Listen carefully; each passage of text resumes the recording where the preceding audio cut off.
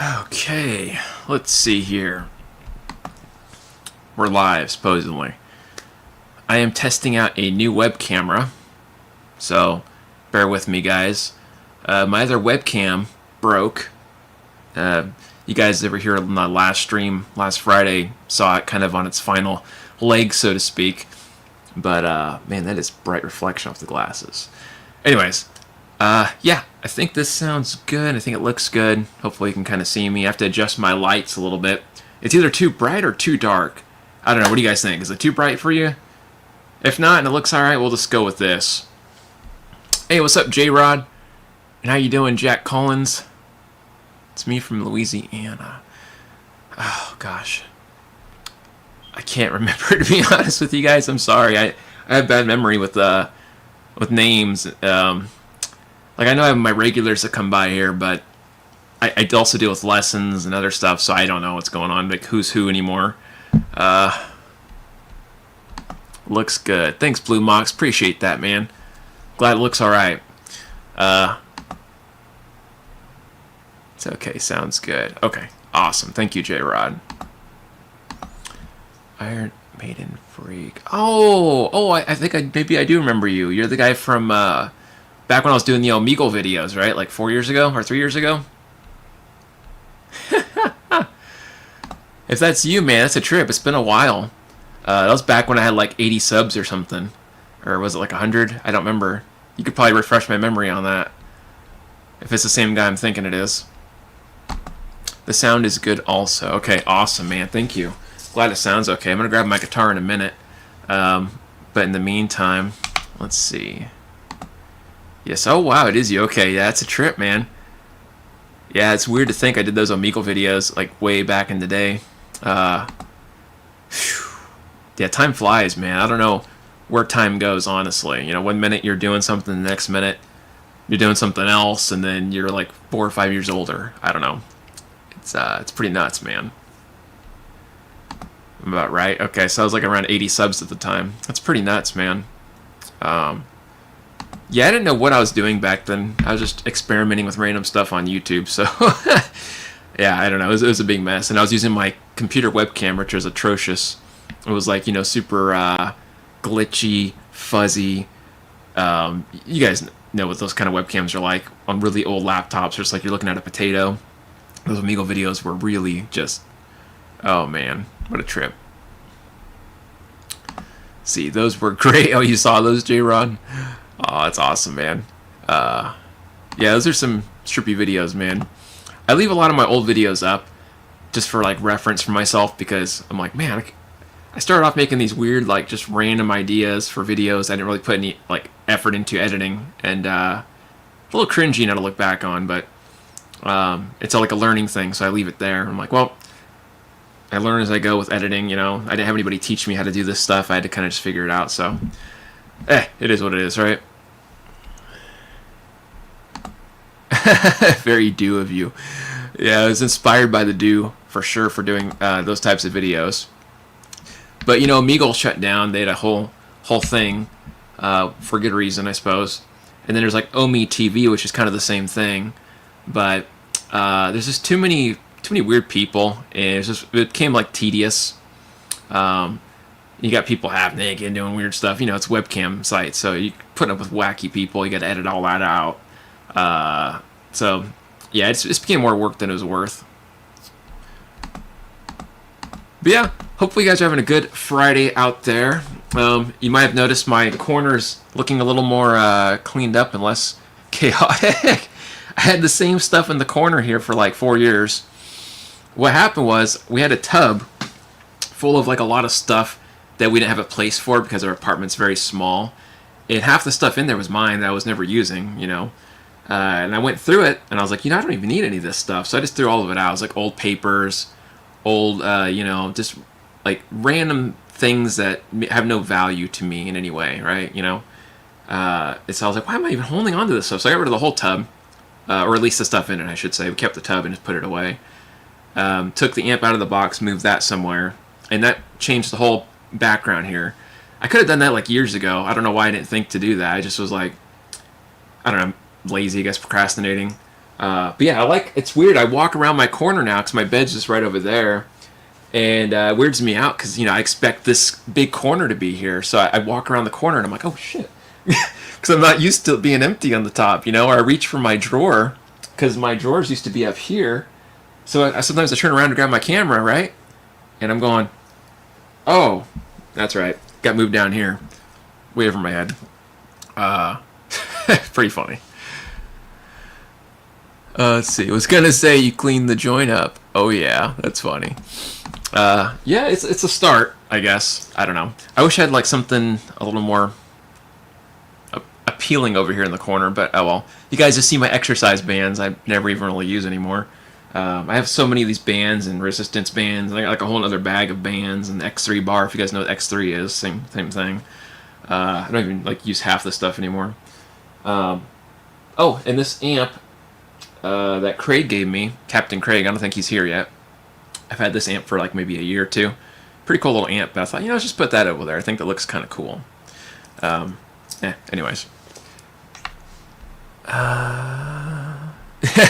You mean you're not the do? That's funny, man. Yeah, if only. That would be pretty cool. It's good to have, panel access anyway. Oh, yeah. I had to go in there a couple times, and it was really annoying because I had to lift everything off and put it back, which wasn't like a big deal. It's not like, super heavy stuff, but it was just kind of like tedious. Like, all right, lift it and put it down, stupid stuff.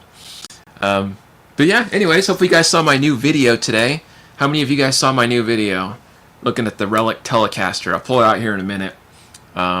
It's just sitting right next to me. I'm going to start doing some jamming. Do some light little hand movements, some stretches. But yeah, curious what you guys think of that Relic Tele, if you guys saw that video.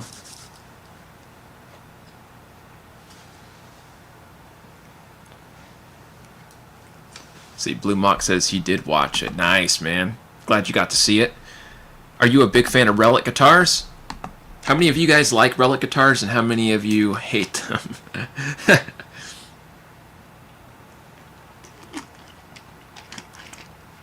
Looks good. Nice. I'm glad you think so, man. It's pretty cool, right? It's a different kind of visual. It's got like that vintage vibe going on. I don't know. I watched it earlier today. Killer, man. Heck yeah. Tele sounded great. Yeah, I thought so too. It has some pretty decent pickups on there. AIO sure does a good job with the sound, or at least the pickup sound, I should say. What is this here? Oh, no kidding. That's killer, man. Heck yeah. I bet that was a pretty penny for that thing. Whew. On the fence. Yeah. It's a good, it's reasonable to be on the fence for something like that because, it looks like it's been through a war zone. Very cool, very cool. Heck yeah. If they're done right, they look cool. Yeah, I agree with you on that. I've never owned a Relic guitar because, they've always been too expensive for me. But I've always thought they look kind of cool. Like, okay, that looks kind of neat. And I like the idea that you can own something that already looks weathered and beat up without me having to worry about it too much, I mean, obviously it's a, good guitar. It's kept in decent shape despite, like, the rust that's on purpose and the small dings and whatnot that are supposed to be there. But, like, normally when you have a guitar, it's real nice. You don't want to mess it up. You don't want to ding it up. You're worried about everything, You're like, oh, my God. At least I am. But, if it's already like that, it takes a little bit of the stress off. Like, oh, okay, I can just chill. Like, I don't need to worry. It's already dinged up. It's supposed to be. It's all right, Let's see here. Oh, geez, man. That's pretty cool. A little more than I'd be willing to pay for any guitar, to be honest with you. But I'm a cheapskate, so that's probably why.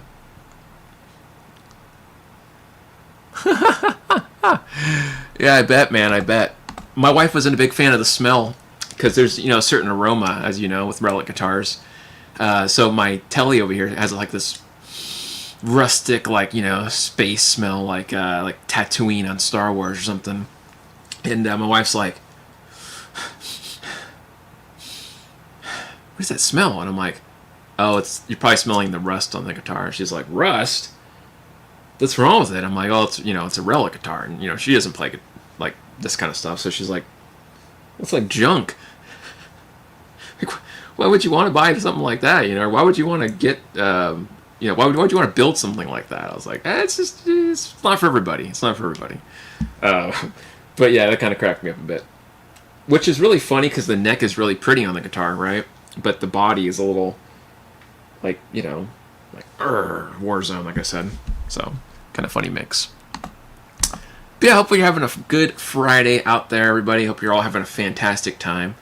I'm probably going to BS a little bit more with you guys. I'm going to do some jamming here in a bit.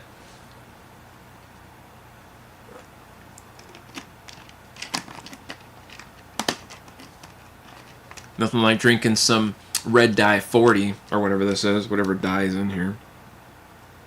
Hey, I was right, I called it red 40. We'll see what kind of liver cancer I get in 10 years. What is the point of putting healthier stuff like in some small amounts, like stevia leaf extract? Like, that's cool, I guess. But then, red 40 and a bunch of other random stuff you probably don't need in your body. It's like really random. I got this on sale for like $1.50 or something, the Gator Lights. I only like it because it has like practically no sugar and a little bit of potassium and magnesium, but let's see here. It's better off just drinking coconut water, but I can't afford it right now because it's like $5. Okay, what do we got here? Getting ready for Christmas. Nice, Scott. Heck yeah, I'm happy to hear that, man.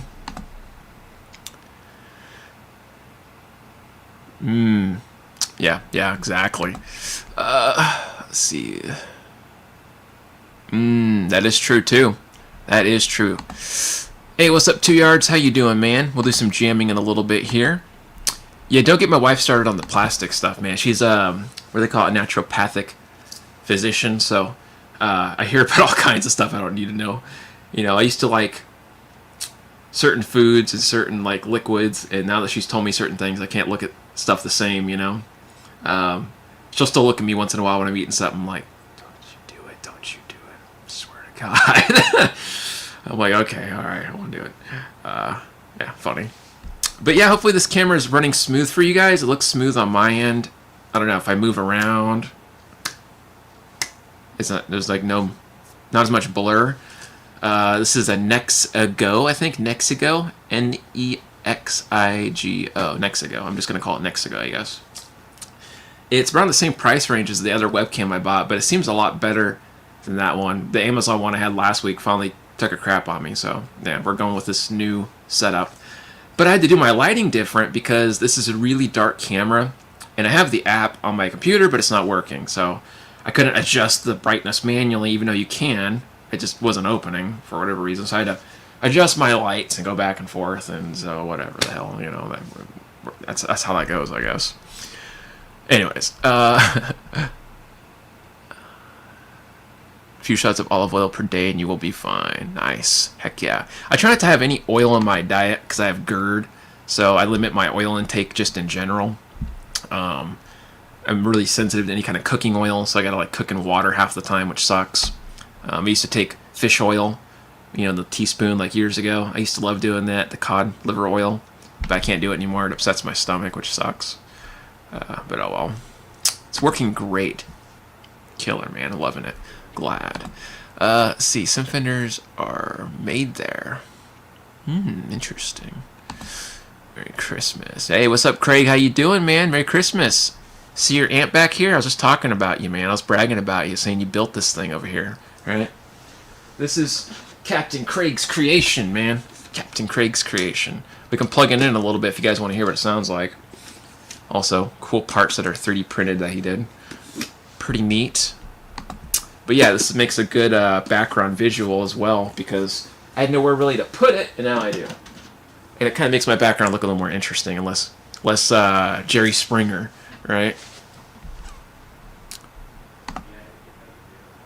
Ah, nice. Getting around the campfire here in Florida, chilling. Sounds cool, sounds cool. Nexigo, heck yeah. Had an Nexigo, didn't play well with my PC. Returned it. Oh, nice. I don't know much about Logitech stuff, but I hear they're pretty decent, man. I hear they're pretty decent. Shut it up, technical death metal solo cover. What's up, dude? I don't know if I'll do any technical death metal today. My hands are pretty, I don't know, they're kind of floppy, man. I did a lot of jamming the last few days. But we'll see. I'll try. Heck yeah. Let's see. Oh, I get what you're saying. I like Mexican strats. That's funny. Jeez, man, snowing and freezing. Yeah, I can't imagine snow. I've never seen snow in person. And where I live in California, we never get snow. It never gets below like maybe 39, 38 at the lowest here where I live, if that. The power of boxes has moved. Yes, sir.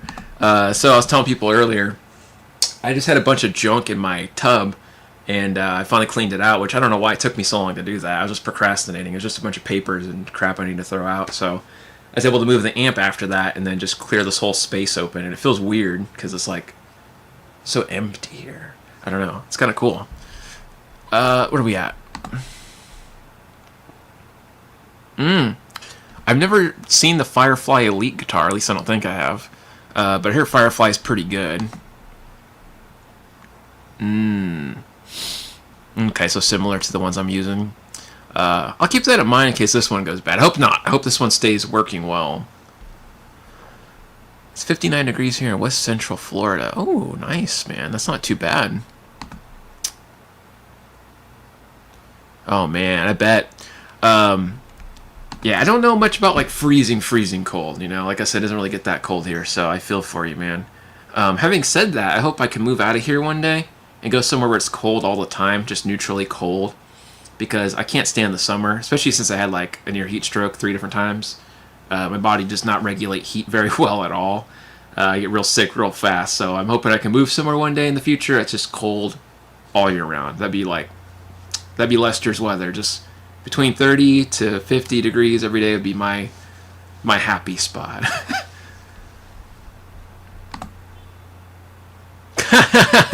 That's funny, man.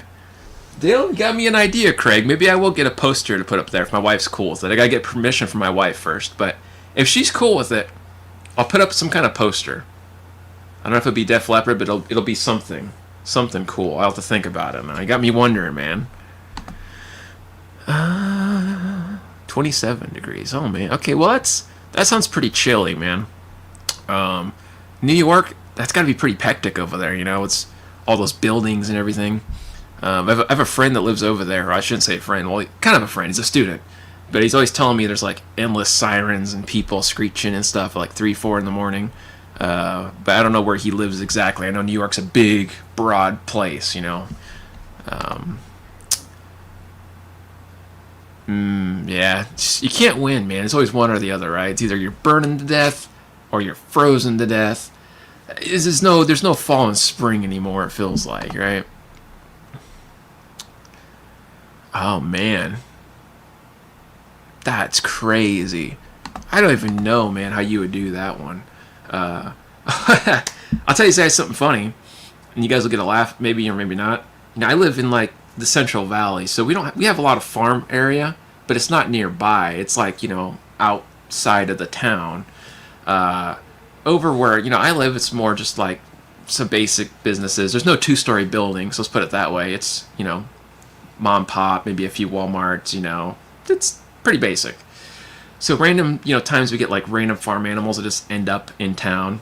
And so we have this rooster that's been hanging out in our apartment complex for the last like week or so, and it just goes off randomly. Like it just jumps in front of the staircase, or it'll stand on the rails just screeching at people. It's hilarious to watch. Luckily, it hasn't attacked anyone with its, you know, feet or claws. But you know, if you get too close to it, make sure to let you know. Sticks its neck out, and it does its whole, you know, bravado, and it's pretty comical. And the other day, I was like, "Is that a rooster up there?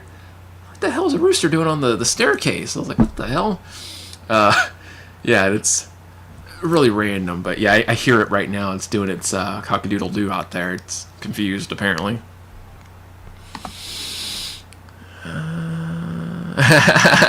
Yeah, that always works. Just burn a bunch of guitars. Who needs them?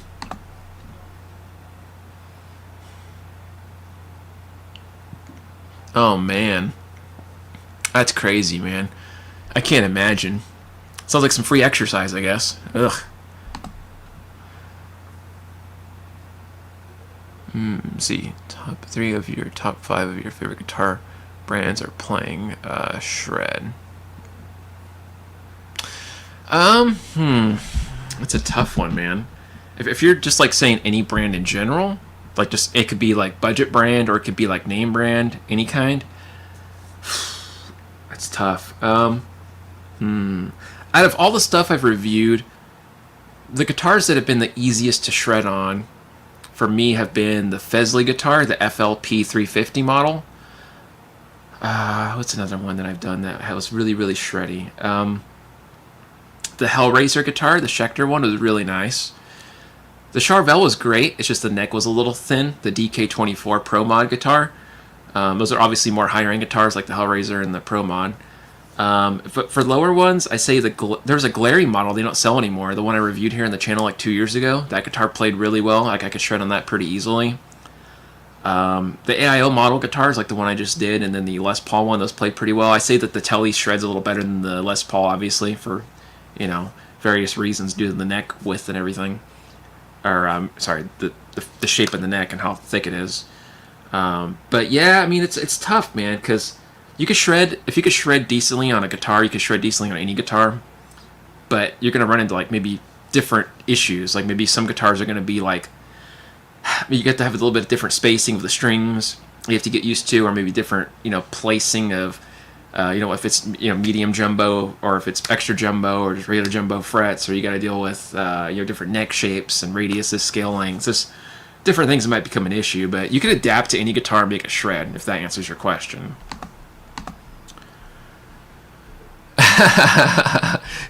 Oh man, those poor guitars. That's lunch. That's great, man. Jeez. It doesn't get as hot over there. That's good, man. Yeah, hot weather and me don't get along, so I envy that. For $1,000. I can't imagine spending $1,000 on a guitar, though. Honestly, like I would never spend more than maybe $800, $700 if I really liked the guitar. But even then, like $700 for a guitar is just, that's steep, even for me. I'm kind of a cheap SOB though, so yeah, the gold top was pretty sick, man. I traded that gold top recently, the AIO gold top I had. By the way, guys, I traded it for a really cool guitar. I'm going to be making a video on this guitar I got. I don't even think they make it anymore. It's a really interesting guitar, and I've never done anything like it here on the channel. It's going to be the most unique guitar review I've done in a while. I'll tell you, it's not acoustic. It's definitely electric. I can't tell you the brand or too many details, but I'll say this. It's a Floyd Rose style guitar. It's not my first Floyd Rose. I used to have a Dean Floyd Rose, but it's the first Floyd Rose I've reviewed on the channel. So that's something also. So something cool to think about. Move this chair a little closer because I can't see. I see. Yeah, it's interesting, man. Jackson guitars have reasonable price shredders. Yeah, that's true, man. The Jackson guitars are pretty reasonably priced, I'd say. Hey, what's up, Clutch? How you doing, man? Hey, what's up, Cody? I just wasted money then. Oh no. Were you gonna sell me a guitar, Cody, for $700? If only I could show you guys. I will tell you, it's not a Strandberg. It's not a Strandberg. It's unlike. I'll tell you this much. It's under the $400 price range. Okay, so $400 under price range. The AIO might have been a little bit more value, but I was okay trading it because, well, I wanted to see what I could do with this guitar, and I was so interested and intrigued with it because it's so different. And I think you guys might find it interesting when the video comes out, so it's going to be interesting. It's going to be cool. Cheapos unite, you're in good company. I'm glad, man. Yeah, I'm totally cheap on stuff, so. Oh, that's a good thing to say, man. Yeah, and same here. I hope all you guys are having a good time. You're all doing well. You're all doing healthy. You're all doing, you know, whatever you want to do on the holiday. You're having a good time and not letting it get you down. I know this is a hard time for people. I know not everybody has good holiday experiences. You know, maybe you have distant or strained family relationships, or financially things are hard. The economy kind of sucks. So you're not alone. We're all going through something. So hopefully things look up for you. Just hang in there, and the holidays will pass soon enough. Look at the little things to be happy for, I guess, right? There's always something little. Let's see here. Floyd Rose Special. Yes, a Floyd Rose Special. Sorry, I forgot to mention that. Floyd Rose Special.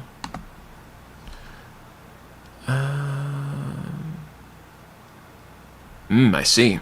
Interesting. Yeah, I don't blame you though, man. I don't pay full price for stuff either. Let's see. He says, I just got an Ibanez bass for the home studio, and let me tell you guys, you got to try these basses. Ooh, it sounds pretty nice, man. Yeah, I like bass. I might have to check that out. That's interesting to know. Thanks for the information. We were all dying to know about that. So, Jerry just won a PRS. Heck yeah, can't go wrong with that, man.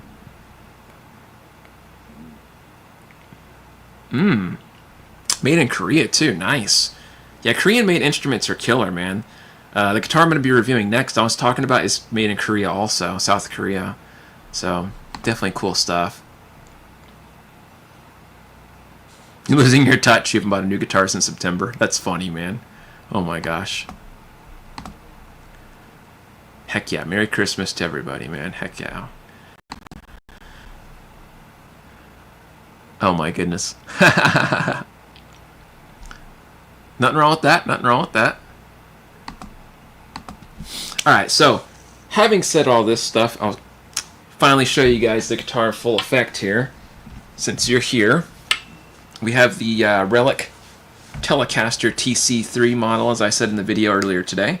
And if you guys didn't see that video, you can definitely go check it out. Made a cool tune for it, which I'll talk about in a little bit. But yeah, pretty interesting guitar. I'm glad the webcam is a little more clear. I think it's more clear this stream than my last stream because of that. It's a new camera, obviously. Silly, but I'm happy that it's not as fuzzy as what I meant to say. Like my other camera is more like grainy, so you can actually kind of see things a bit better. Yeah, pretty cool, pretty cool. And yes, that is rust. You can see the rust. Oh man, look at that. It's pretty exciting. Oh man. It's got a really nice neck too. Like if you can see, that's real smooth. I like the color of that. Really pretty. And the action, I don't know if this will even pick up the action, but the camera is pretty good. It might. It's really close to the fretboard. They set it up really nice. I didn't ask for anything in particular. I just told them make it, however you normally make it. Jin's a really cool dude. I know that he makes stuff decent and playable, so I didn't have to ask for anything special. Let's see here. What am I missing? Sorry. I'm digging that guitar. You and me both, man. You and me both. I got you wondering about that, huh? Yeah. That's the old bait and switch, man. Got to get you guys thinking about the next thing. It looks used. That's funny, man. Yeah, good old Relic guitars. You got to love it. Some people aren't a fan of the Relic. They're not a fan of having something rusted before, they get to play on it and break it in themselves. That's fair. But I kind of like this, like, I don't know, I get like this vibe from the guitar. Like it tells me a story that's like, hey, I've been through a lot. I've been through a lot too. I think we all have, but it makes me feel kind of like I can relate to this guitar. I got my own rust inside. You know what I mean? That sounds really cheesy. You know what I'm trying to say. So it's like I can kind of resonate with the vibe of this guitar, as the kids would say, the vibe, right? And that's why the song I wrote for the review video had a certain kind of like mixture of emotions, right? I wanted it to sound like it was kind of post-apocalyptic, but I also wanted it to have like that like certain edge to it where there's a little bit of emotion cutting through. So that's why the song has like that dreary kind of chord progression with those like Phrygian dominant kind of licks. I just felt like it kind of fit that tone, set the mood, so to speak.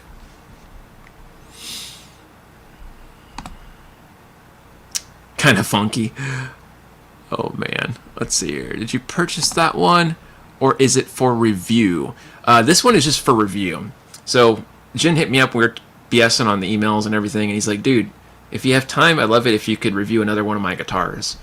And I was kind of surprised because I didn't know if, like, I did a good job the last time I reviewed, the Les Paul one. I said, well, I would be happy to. I'd love to review your guitars. I think you're awesome. And I told him, I said I would be happy to look it over and everything. I wasn't sure what he was going to send me. He's like, yeah, I got one in mind I think you're going to like. I said, okay. So he sent it to me, and I opened it up, and I was like, what in the heck is, And it took me a minute. I was like, oh, it's a Relic guitar. Because when I first unboxed it, I was like, wait, is he just playing a prank on me? I was like, oh, wait, no. I was like, okay, I know what this is now. I know what this is. But it took me a minute to register. I was like, wait a sec. That's why you reached out to me? Is to pull a Christmas prank? But no, he's a cool dude.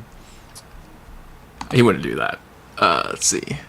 2 AIO Wolf guitars. Oh, heck yeah, man. That's killer. Stolen Valor. That's funny, dude. You're going to kill my kidneys on that one. Take up smoking. That's funny, man. Neck shallow at first fret. Little bit. Maybe just a little bit. I will say, if you don't like low action, then you probably would have to like talk to AIO beforehand, because I think they generally just set it up a little lower intentionally, just it's like their general setup. So if you like medium action or kind of higher action, which some people do, you got to let them know before you buy something, because I think it's like their go-to to make it a little lower. Since, like I said, I didn't ask them to make it a specific way. I was like, yeah, it's whatever you want to make it, however you want to send it. It's your stuff. I have a thing about that. Like, it's like if I'm going to try somebody's food, or if I'm going to like a different place, I'm not going to like tell you what to make. I want to just see how you make it, and I want it to tell the story that you want it to convey to me, right? I want the food to taste the way you want me to taste it. Kind of the same way, out of respect to the builder, right? Let's see here. You like that cool tapping part? Yeah, I'll break it down for you, man. So real quick, let's talk about the solo of that song. So in my new song, the solo sounds like this kind of pattern where I walk through. Hopefully you can kind of hear this too. I'm not sure how loud my volume is. I haven't checked my guitar volume today, so if it's too quiet, let me know. Let me quickly just check on here. Okay, that should be hopefully loud enough. So there's like this little legato thing, and we'll talk about the tapping thing after. So like that. Then we have this.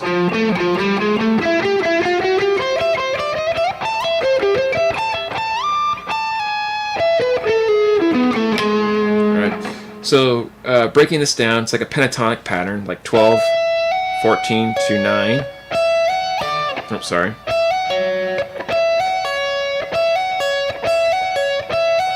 Like that. Then I go down here. Then I just do the same thing, that pattern here on the B string, though. Goes 12, 14, 10. Then over here, I just do the same motion I did up here on the E and B string. It's just an octave lower. So then I shift up half a step to the A string, and I pick this part. So it goes, it's kind of like I'm string skipping, and I go 8, 12, 8, 10, 11, 12. Then I go to the G string, 9, 12, 9, 10, 11, 12.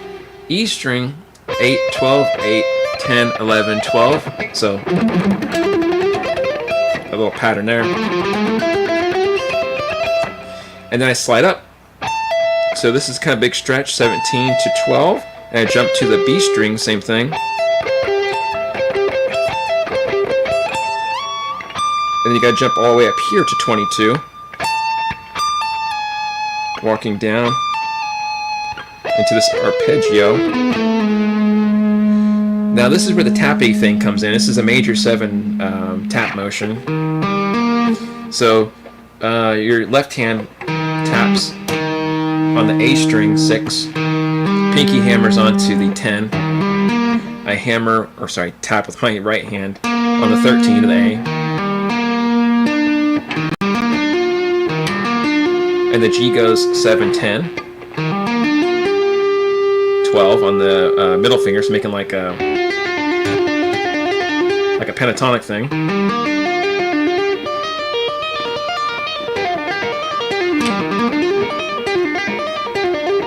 So the little E string now, this is the important part. Gotta be careful for this, easy to mess this up. So 6, 10, 11.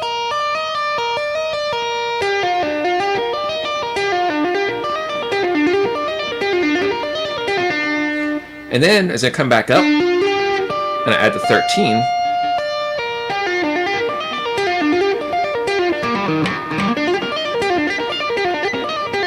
now I take the same shape and I slide it down a half step, and that goes into D major 7. Sorry.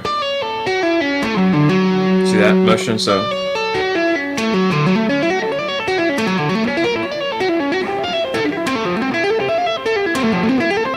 this is the same major 7 tapping thing. I just slid the whole thing over. See that? So it's literally.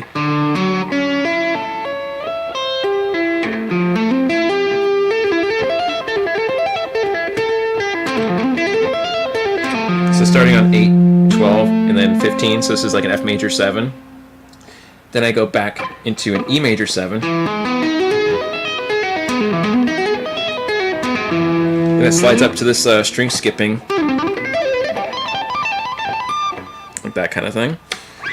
So again, starting on E flat major 7.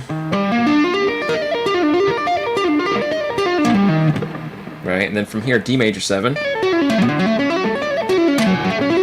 F major 7. E major 7. And this is string skipping, so I'm tapping on 22 on the A string, pull off onto the 19, 17, 15. G string, tap onto the 19, pull, or sorry, 21, I can't count for the sake of my life. 21, pull off to 19, 17, 16. So, and then the E string, 20 to 19, 17, and 15. Alternating from the 20 to 22. So, that goes. And that's how you would play that tapping section. Sorry for the long-winded explanation. Okay, sorry, let me see here. What am I missing? Hold it up to the camera, please, from the side to see the action. It's going to be kind of hard to see, but I got a bunch of cords in the way, man. Hopefully you can kind of, or let me see if I can get it sideways even, maybe. It's very low. It's going to be, yeah, it's just hard to see right now from this angle and this lighting, but hope we can kind of see that. Nice guitar. Thanks, Tyler. Appreciate that, my dude. Yes, Lewis, this is an ebony fretboard. It is a maple neck, though. So maple wood on the back of the neck. Yeah, that's exactly right, man. Very similar from that one AIO guitar I did.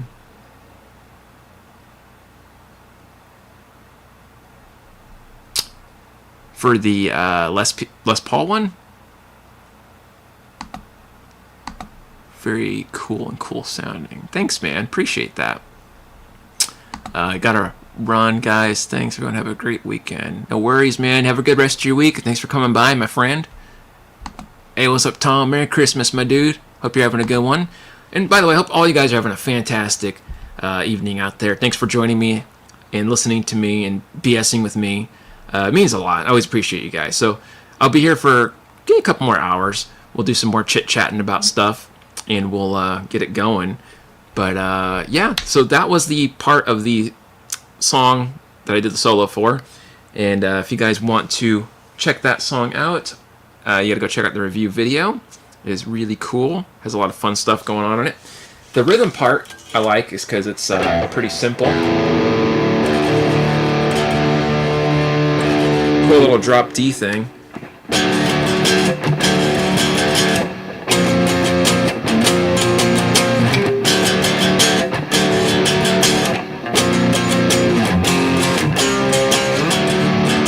Alright. That to me feels like a nice little like apocalyptic feel to the chord progression.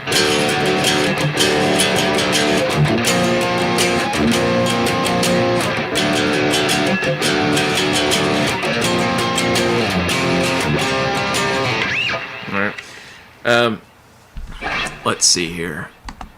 Can you gent on the Tele? Well, that depends. I'm not sure how you would gent on it. I'd probably have to tune down lower, I'd imagine, right? Like maybe B or something.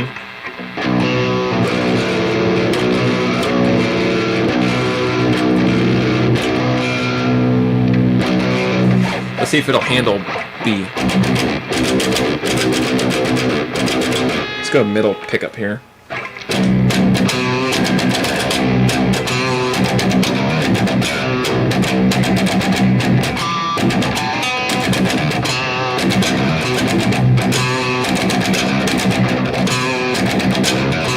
Or how would you do like a gent thing? I don't really know how you gent like a...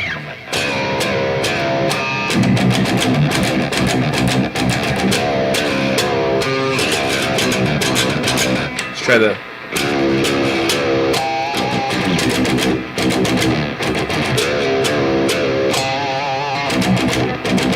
Yeah, I guess it kind of works for that.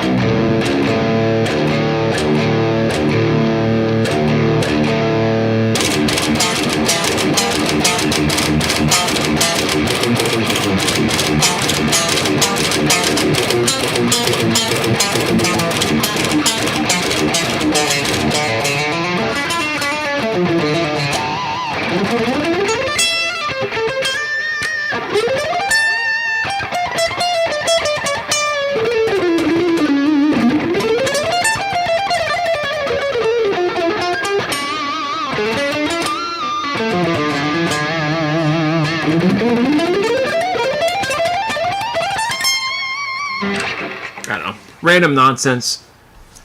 Alright, where are we at here? Kind of similar, I suppose. It has like an alternative sound to it. I can see that. Jean 5 plays a Tele, but with humbuckers. That is true. That is true. Tele with humbuckers would sound pretty good, so. That's funny, man. Literally, I think they do a lot of bent rhythm stuff. That's kind of funny.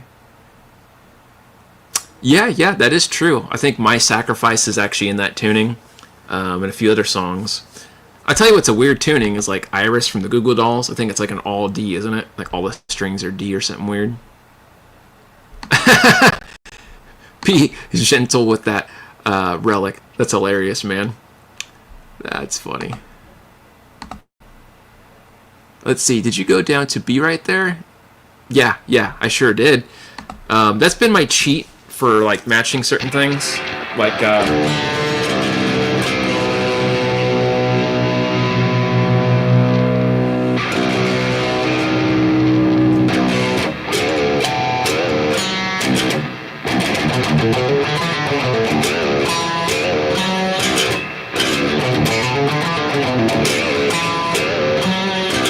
kind of thing. Let's see if this pickup sounds better.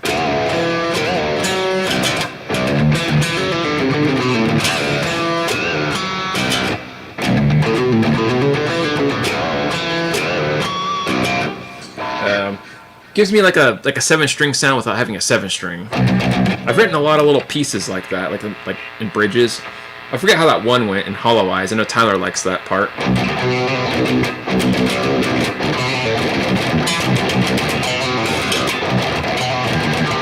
Now is it?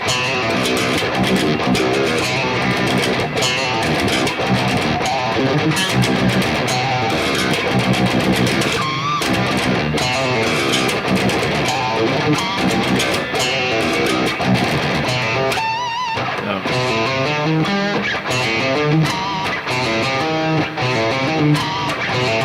Something like that, ready?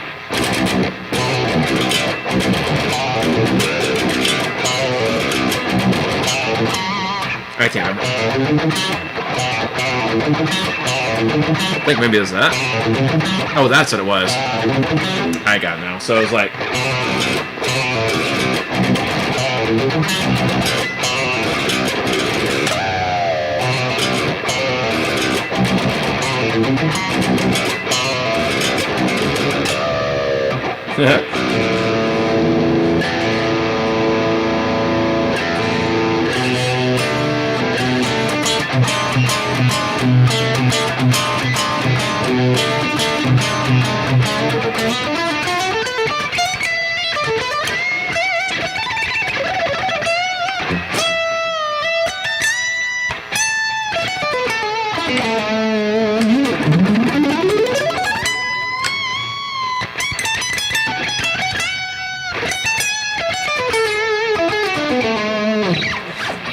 Sorry, got sidetracked, guys. Where am I at here? Where am I at?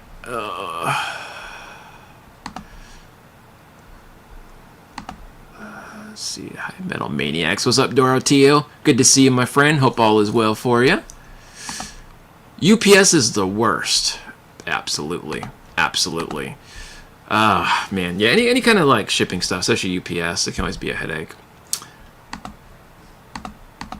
Especially this time of year, man. You know, they're not very happy to have to work long hours and stuff, so they're taking your package and slamming it to the nearest wall. I just had that happen with an Amazon thing this morning. I had an Amazon pack coming for these strings, because I have to restring this Floyd Rose and set everything up. Instead of just like putting the package down, like threw it into the window. I heard bang, and I heard, your package is here. I was like, Jesus. Somebody's having a bad time.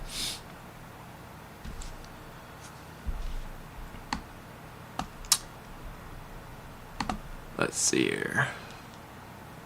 Yeah, it makes sense, man. United Parcel Smashers. That's funny, man. Amazon went on strike. That explains the Fury, man. The Fury. What Floyd you got there? Yeah, so the Floyd Rose guitar I have is in the back. I can't show you guys, but it's coming in the next review video, which will be in hopefully like a week or two. 2 weeks at the most, maybe a week and a half. I'm hoping to get it done by next week, but I got to set it up because the guy that had it before had some strings on there and everything was all out of whack, so I had to fix and float the bridge back. So it'll take me a little time to put it to the way I like it, but very unique guitar, like I was telling people earlier. Very unique. It's one of a kind here on the channel. I've never done a guitar review like this before. It'll be the best of its kind that I've done, at least, for this specific guitar. So, yeah, if you guys like interesting fusion, kind of proggy instruments, it'll be up your alley. Let's see. Where am I at here? What about the chromatic lick? Which chromatic lick, Tyler? I'm sorry, dude. I'm totally out of it. The little and Hollow Eyes, the little shreddy thing. I forgot that was on there. Isn't that like the little I think I did something like that. I can't remember. Or maybe it was up here. Or no, it was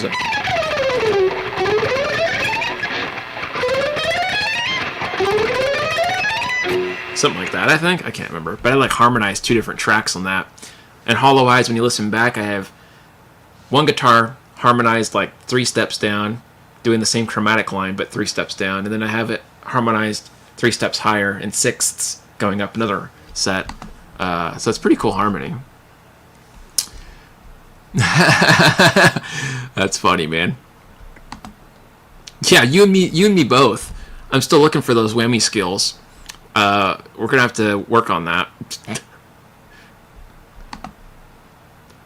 Let's see here. Did you get to ask Max about the E2? Oh, you know what? I haven't had a chance, man. I've had such a busy week with setting up stuff and doing lessons. When I make homework for people, it's such a busy thing throughout the day. I totally lose track of what I'm doing half the time, and then filming takes a long time for certain things. I'll make sure to ask him next time. Yeah, good old prog. Okay, let's see. How about a show on Floyd Rose tricks? Yeah, we might. Let's see here. And Hollow Eyes, that's not it. That's... which part? I gotta listen back. It's been a while since I've heard that song. I don't listen to a lot of my own music, only because I feel like... I'm not cringy, but I kind of feel like weird. I don't know if that makes any sense. Like, you listen back and you're like, I could have done this differently, I could have done that differently. I kind of get hypercritical of myself. So I tend to just avoid it and not listen to it. Because then I get frustrated. I'm like, oh, I don't like the way that sounds. I don't like the mix. I don't like the treble there. Oh, what did I do that for? Anyways, let me listen back real quick and see what it was.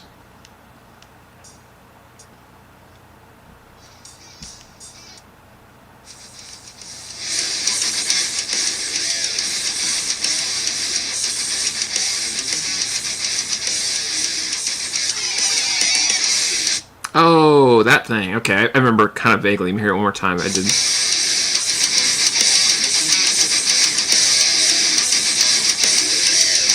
Ah, that's what it was. It was like I think it's like just running on one string. Hold on, I went too far forward. Okay, yeah, it's just like cycling through.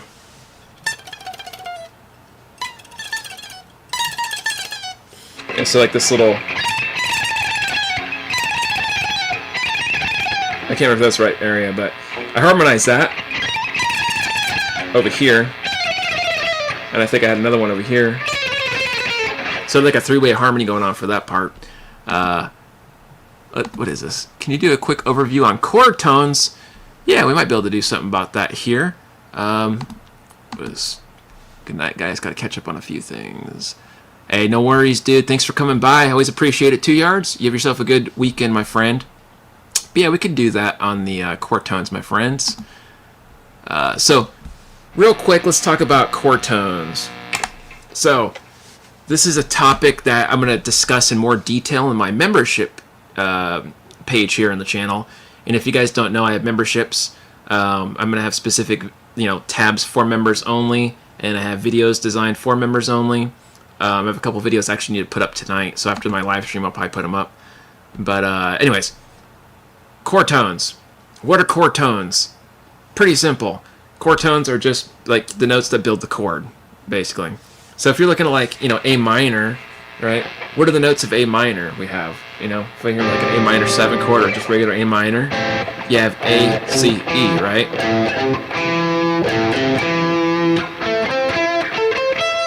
Right? So we have root, flat third, fifth. That's a chord tone. If you want to, add extended voicing on top, you could do like root, flat third, fifth, flat 7, 9, 11. Okay? If I do it the next octave up, same thing. Root, flat third, right? Fifth, flat 7, 9th, 11th. I got the 9th there also. It's very kind of a jazzy approach, but it works kind of in metal and rock too. So if I play this chord, I could definitely emphasize those chord tones. Going into a Dorian note there, right? That Dorian. But your arpeggios are a good way of memorizing those chord tones because it's just, well, the chord, right? That's what an arpeggio is. You're just walking up those broken chord shapes. So, next time you're playing an A minor, instead of doing just these, sweep picking patterns, you can think more melodically and think, oh, hey, maybe I can target these notes when I'm doing a solo melodically.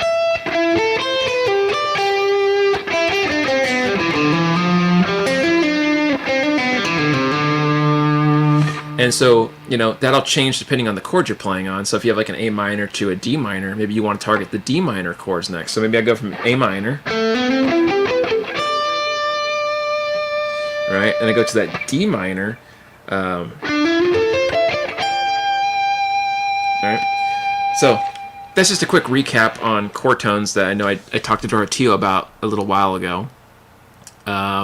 So hopefully that'll help some other people out that might be interested in improvising a little better with backing tracks. For those of you that have more questions, look out for a membership video on this topic, or I might just make it a public video. I know such a big topic point, chord tones, might help a lot of people. We'll see. But I will make specific exercises and tabs for members that want to try it out. So definitely look back for that. And let me see here. Sorry, not trying to ignore you guys. Get lost in jibber jabbing. I hate a lot of songs in Chimera. Yeah, definitely, man. I'm glad you noticed that. Let's see. 2 yards, brother. Chimera is also a Polyphia song. Oh my goodness, I didn't know that. That's funny, dude. I'm sure every song that I've named is probably taken by some other band. I'm not like 100% sure, but I'm pretty sure that every song I've ever named is probably already taken. I try so hard, or used to try hard, to make names for songs that weren't taken, but at this point, I don't even try anymore because I already know it's going to get taken by somebody. Let's see, be back. in a bit. I have to run out of this, or run to the store. No worries, dude. Be safe out there. I know it's crazy because it's, you know, coming close to Christmas, so everybody's everywhere right now. Yeah.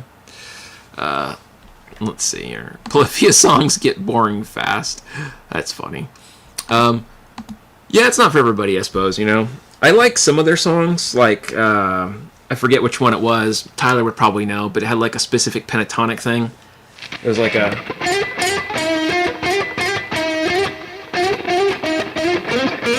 something pentatonic-y, I don't remember. It was something like slidey. It was like a happy, like feel-good kind of R&B kind of tune. I think it was an older song, if that helps. I'm terrible with names of songs, especially with the newer bands. But a lot of their newer stuff, it's hard for me to get into because I can't feel like where I'm supposed to like groove with it. It's just so technical to the point where it's kind of over my head. But it's impressive to watch, and I admire their skill. I think that they're incredible musicians to be able to pull off what they do. It's a, you know, very, very difficult thing. But yeah, like, I don't know, it's just not like something I'd sit and listen to. Are you listening to any new video game tunes? Good question, man. Or learning any. Sorry, I read what you said, but I said it wrong as I was putting it out. Yeah, so I'm working on a few different ones. I got like 3 in the works. They're almost done. And I'm not going to upload them all at once, but, you know, I'll separate them out, like maybe one every week or something like that. One is a Castlevania one that was recommended to me. Somebody hit me up through Instagram and had like something called Undertale, so I went and checked that out. That's kind of a cool soundtrack. And then there was a third one, but I think I'll just leave that one on, like, we'll see how it goes. I'm not like 100% sure how I feel about it yet, the third one, because kind of, I don't know if I'm doing it justice, so I'll see if I even decide to do that one. So I'm not going to mention the name and get your hopes up. But the other 2 are very likely to happen, so I don't mind sharing that. But yeah, this review video I wrote, you know, the Chimera song for this guitar in about a day. You know, it took me maybe a few hours. That's why the song show's short, by the way. So if you're wondering like why it was so short, like 2 minutes, 30 seconds or something like that, or almost 3 minutes, it's because I kind of just speed run and or did a speed run and went right through it. So yeah, it took me one day to write the song. Then, you know, another day was just like, you know, filming everything, editing the video, mixing and mastering the music. So it was a 2-day process to get everything done, and it took me all day each day. So I just kind of sat here and got up occasionally to stretch. But yeah, that took up most of the time the last couple of days. And then, you know, obviously I teach throughout the week, so I'm working with like 12 or 13 different people, which doesn't seem like a lot, but I do hour-long lessons. So, you know, that's 13 hours spread out, and then that's not counting the homework I have to revise because I have like folders on everybody, and I have like note sheets I take. So I make sure I give people, you know, continued homework. I keep everybody's files a specific way. I update, you know, homework. I send profiles and all that. So that takes a little bit of time out of my day too, on top of other stuff I got going on. So I'm juggling like 4 or 5 different things in the day. But hopefully more videos will be coming out soon. I try to get at least 1 video out a week. I can't do 2 videos a week, I don't think, reasonably. At least I don't want to start doing that and then let you guys down if I can only do 1. So I'm just going to stick to 1 a week for now. But you will get 1 a week. Just, you know, bear with me. Got some other stuff to do, but we'll see what happens. Let's see here. Can't wait for our stream. Heck yeah, man. Next stream I'm going to be doing is going to be with Tyler here on the channel. We're going to invite the super talented Shred Maestro, Mr. 13-year-old Shred Hands. I don't know. Got to think of a cool nickname for him. So we're going to be doing that. Hopefully, he's got an interface, and there should be no echoing. We're going to do a sound check tomorrow, just me and him, and doing like a private sound test. So if all goes well, we'll hopefully stream next week at some point. But I have to move the stream to a different time next week, so it'll probably be on a Saturday, I'm thinking. Only because I got some stuff going on Friday. How should I say? I don't want to tell you guys, but it's something cool happening on Friday with somebody you know. I'll just say that. But yeah, you'll have to look out for that content that's coming out in the future. Somebody you know that knows me. But yeah, so Friday is a no-go, but Saturday most likely we'll be doing a stream next week. So just bear with me on that. Okay, there we go. But yeah, man, hopefully you guys are having a good Friday out there. I'm just kind of hanging out, BSing with you guys, getting jamming. I got to warm up my hands, to be honest with you. They're really, really, really, like, stiff and dry today. I didn't do any warming up prior, so I might do some warming up with you guys now. Bear with me. I'm going to do some metronome stuff, and it might be really boring for you, but just bear with me. I got to do this. I got to be leading by example here, so... Okay, bear with me. In the meantime, feel free to, shoot some questions my way, or if you want to chit-chat about something, let me know. I'm here. I'm not ignoring you guys. Let's see. Let's do some chromatics.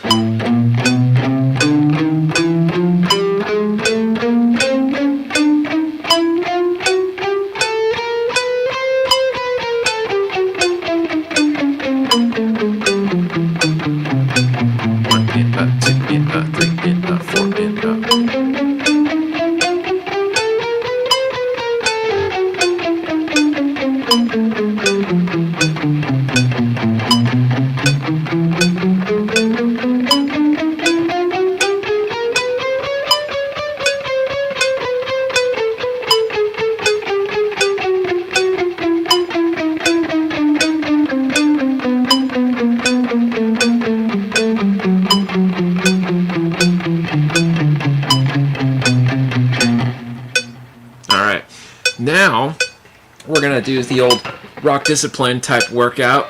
Oh, brother. Oh, sorry. Let me turn this down a bit.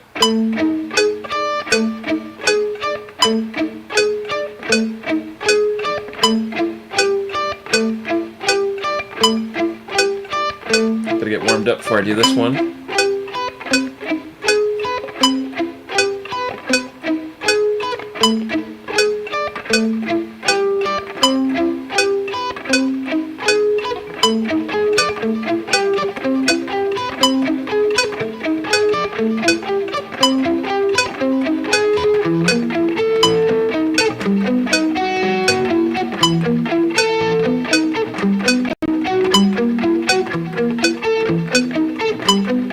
Kind of creepy sounding, huh?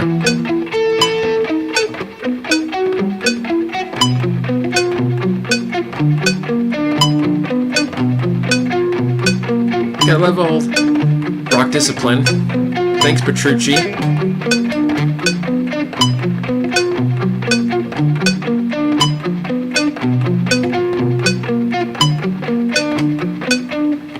Okay, take a break for that for a second. Let's see here. Hey, what's up, Richard? Ball Shredder's here. Heck yeah, nice AIO Tele, right? Check that guy out. It's pretty cool, man. Nothing like a little relic to spice the day up. What's an effective exercise to develop arpeggio sweep picking technique? I have a couple sweep picking videos on this, Sienna. Feel free to go check them out. They're in my lesson playlist, actually. So I recommend going to check those out. They're like, I don't know, good 10 minutes each, but I go through like techniques and, specific things that are what I find to be useful, at least. But real quick, just to, give you a speed run on how I approach sweep picking, at least.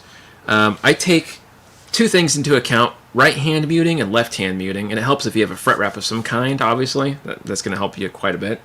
But what I do is I put it on the neck pickup, and I first want to just bounce my fingers without playing anything. Let's try to do that first. This is A minor.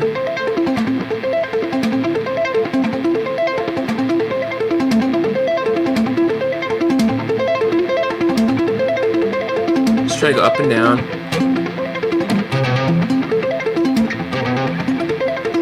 Any shape. I'm just using this one for an example. But the next thing is making sure that you're getting used to bouncing the fingers as you do this, and you're not like clawing. You don't want to hold and have them ring into each other, so you got to make sure you're moving as you go and muting after. So lift to kill the note. See that? That's the important thing. So I go play, lift up to kill it, play, lift up to kill it, play, lift up to kill it, play, lift up to kill it, play, lift up to kill it. And that's important because the left hand is in control of that muting technique there, so.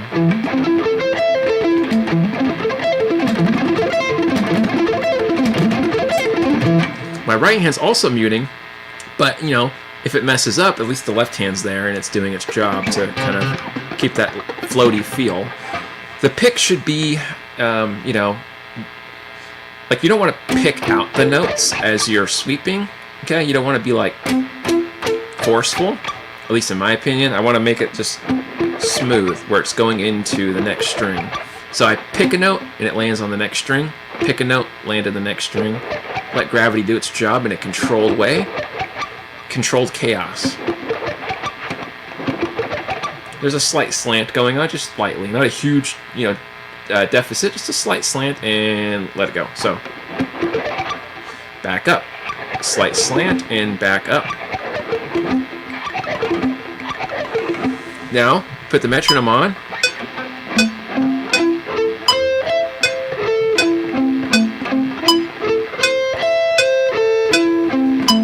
Okay, and just work it, you know, different subdivisions. And I have exercises, like I said, in those videos, so be sure to check those videos out, because they're going to be helpful for you.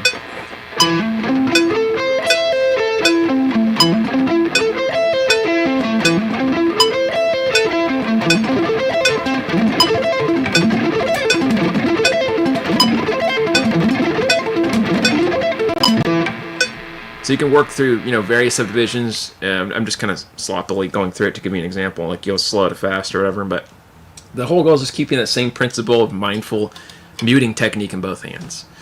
Hope that helps you, Sienna.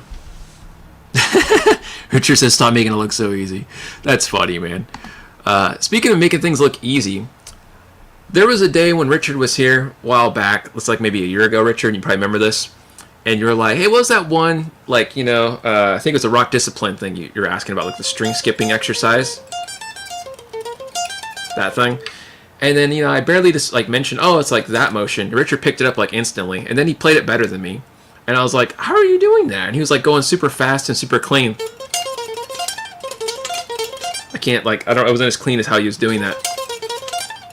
He was, like, going crazy speed. And he's just like, oh, that's easy, man. That's not that big of a thing.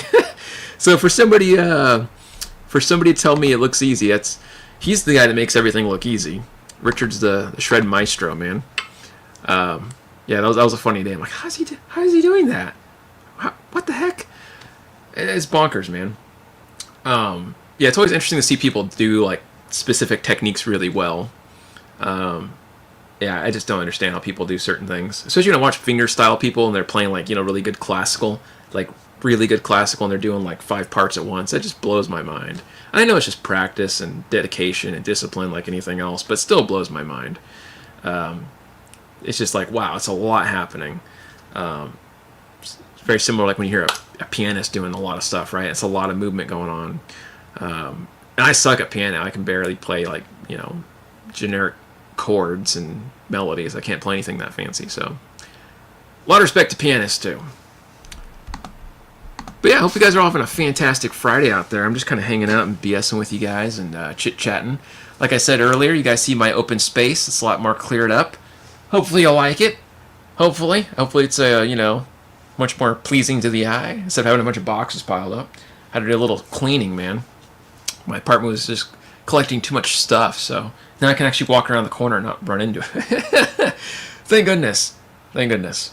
And yeah, it's funny. Like I said, I was telling people earlier, I still feel weird with it being down here because my drawers used to be up here, so I turn around, I'd grab, you know, the drawer, and now I have to, like, go down to grab it. So I turn around sometimes not thinking, and I put my hand out, and I'm like, oh, yeah, it's down here now. Whoops. Kind of funny how that works. Your brain gets trained to certain things, right? It's kind of a bummer how that is. I mean, it's a cool thing, but kind of a bummer, too. I don't know. But anyways, having said that good stuff, I guess we could do some jamming, maybe some backing track stuff. Let me know if you guys have any questions about anything in the meantime. We're going to pull up some backing track jamming. Let's see what we got here. Backing track, and just pull up random stuff here. I'm not looking at any kind of genre in particular. I'm just going to click on the first thing I see. Deep Soulful Groove. Okay, let's try it. I got 3 gifts for the 3 most important women commercials. Gotta love it. In case you don't know what to get. The Is this Temu or something? Alright. Some jammy jams, man. Oh, there it is, man. So there it is. That's why we are not going to stream Friday, but probably on Saturday. Super secret, cool, surprise video. Richard's going to come and shred in my face, I think, probably. That's probably what's going to happen. He's going to come over here and just, like, rip all my guitars up with the shredding.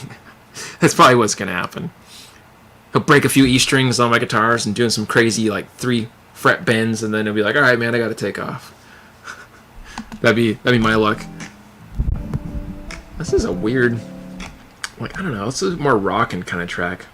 This soul folk one just sounds more like elevator music, which is okay, but... What is this backing track? It says Whiskey Blues. What the hell is Whiskey Blues? I guess it's Whiskey Blues.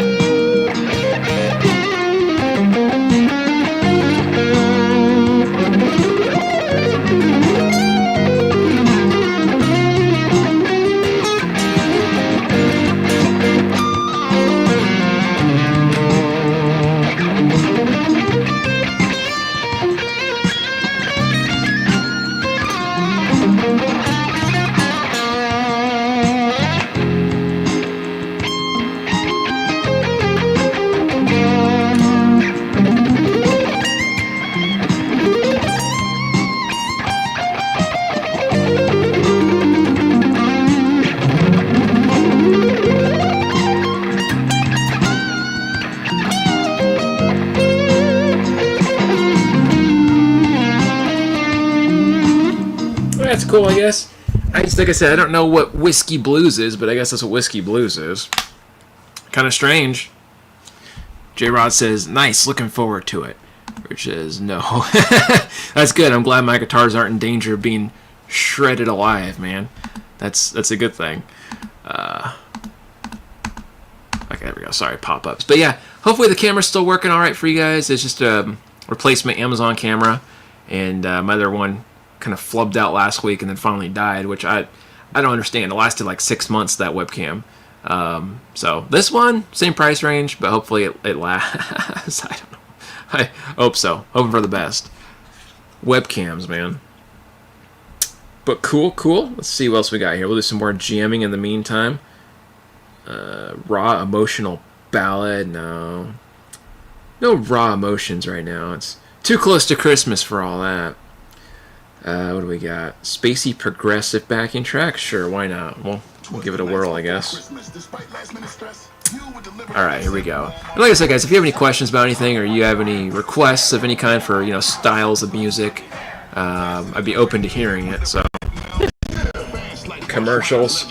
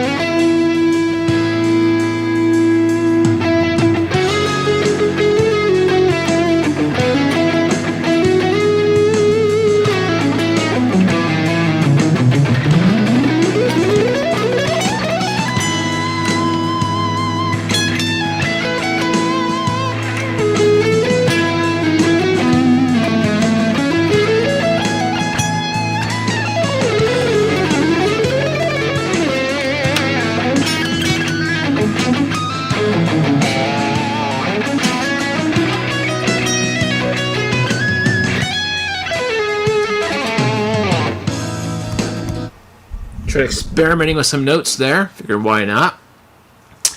All right, let me see here. Do you have an offer or any promo code discounts for your shirts online? Yes, indeed. For the rest of December here, you have a chance to get a, I think it's 25% discount off my merch. So you just got to type in Black Friday. So Black Friday is obviously well past, but this is the code we chose to use. So Black Friday, go ahead and enter that in when you're buying some merch, and you'll save yourself a bit of percentage. Heck yeah. Shirts are good quality, and the printing is top notch. Yeah, I'm grateful for that too. I was wondering how that was going to turn out, so I was pretty pleasantly surprised. And by the way, very cool of you to wear the Void shirt in your live stream, Richard. That was awesome, man. I'm glad that it fit you and everything. Looked pretty slick on you, man. Yeah, I guess a little bit. Like a sloppy Satriani. Not Satriani's level, but like a sloppy version. Hey, what's up, 80s kid? How you doing, man? Hey, what's up, dude? Good to see you. Awesome tones. Thanks, dude. Appreciate that. Hey, everyone. What's up, dude? Good to see you. Thanks for joining in. And we'll get a hat. Heck yeah, man. I'm meaning to make the Johnny Blaze merch. It just takes a little bit of time because I have to make like custom file sizes and make sure everything looks right before I actually submit it. So that'll be coming soon. Some Johnny Blaze merch. Heck yeah. And some more skits on Johnny Blaze too, now that I have a little more time. But yeah, hopefully you guys saw my review of the AIO Telecaster. If you didn't see the review, go check it out. There's a brand new song I wrote. And it's pretty spicy if I say so myself. But I'm kind of old and outdated, so what I think spicy may not actually be spicy. I don't know what the hell. But, yeah, plays pretty good. Looks good. It's got a really killer neck. I love the headstock. See if you guys can see the headstock. Really like the design and the look of that. This looks cool. Like the color. The overall, like, aesthetic. I was telling people earlier, you know, when I was making the song for the review video, which is my normal thing, I really resonated with the whole, the feel and the look of the guitar, because it has like this kind of aged vintage like battleground type look, right? Like it's been through a lot. It's been kind of through some struggles, you can tell. And I kind of feel that way sometimes myself. Like I've been through a lot of different lifetimes, so I feel like me and this guitar kind of clicked in that way. And I think that's why the song turned out more like, you know, kind of a weird fusion-y, like, I don't even know what the genre would be called because I had so many different things in there, but hopefully that kind of makes sense what I'm saying. It has more like apocalyptic, kind of uplifting, kind of modal sound. Modal, I guess that's the term I'm looking for. More of a modal approach. But anyways, yeah, so definitely check that out if you haven't seen it. Pretty cool stuff. Yeah, I like it. You know, it's a Telecaster, so it's obviously not the most distorted thing ever, but it works, and it sounds decent enough. It pulled it off pretty decently, I think, for the song. Let's see here. Tesseract style backing track, if there is one. Okay, I could check that out. Let's see what we got here. Dorotio says it's a Neo Fusion sound. Okay, I'll remember that. Neo Fusion sound. I've been really trying a lot lately to make types of music that I feel like are mixing a lot of different genres. Right, this next album I have coming out called Dance of Shadows. All the review songs I'm going to be doing in the next, like, you know, year period are going to be this style, like mixture between classical with metal with like jazz fusion sounds. I can't talk. So it's kind of exciting. I like throwing up the vibes a bit in the song, so it's not just the same generic stuff. So let's see here. Tyler wants to hear me jam with Tesseract. I don't even know what that band is, to be honest with you. Style backing track. What do we got here?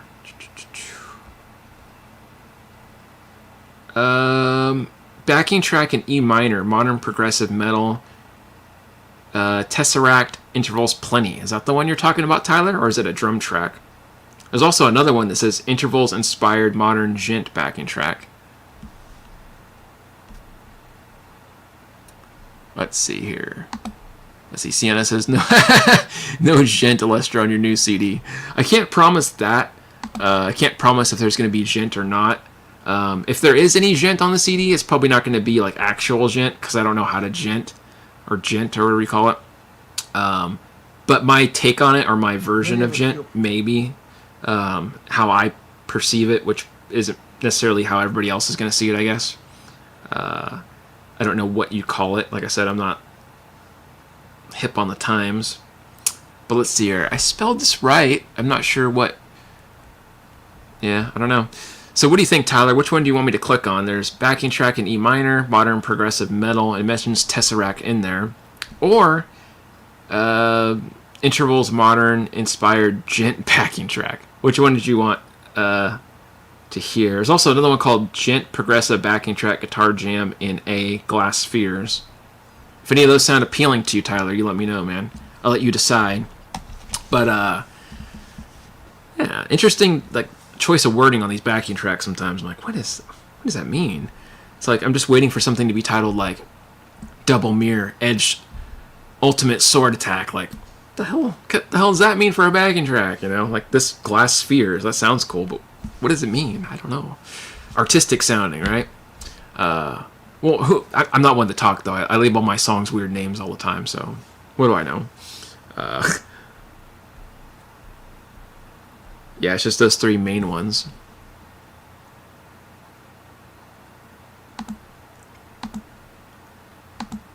Let's see, Tyler says, nothing wrong with it in moderation. I got a good point there. I guess that goes for everything in music, right? Everything in moderation. Sometimes you get, you know, too much jazz, too much metal, too much rock, too much country, too much shred even, you know. It's hard to find a good balance.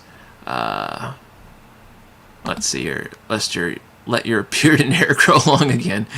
You looked cool back then. That's funny, man. Well, I'm glad you think I looked cool back then. Yeah, I don't know. We'll see if my wife allows me to do that. She might take me by the neck and shake me around. She might get me and just, you know, yeah. Also, my beard doesn't grow the same anymore, unfortunately. I'll tell you guys a funny story before I do this jam. I was shaving one day when I had a beard, right? And whatever I did, I damaged some hair follicles. So now when my hair grows out, like a, you know, beard style, there's like holes and patches missing, which is hilarious. And I don't know, like, I don't even understand how or why. I remember I mentioned it to my doctor like years ago. He was like, any questions for me? I said, yeah, you know, doc, I shaved one day, and now I got like these patches that never grew back. I was like, what is that about, you know? And he looks at me and he's like, the hell do you want me to say about that? I'm like, I don't know, something. He's like, I don't know, you can see a dermatologist, I guess. I was like, it's okay, I'm all right. One doctor's enough, I told him. I don't need to see multiple. Yeah. Hold on while I drink my Red Dye 40, guys.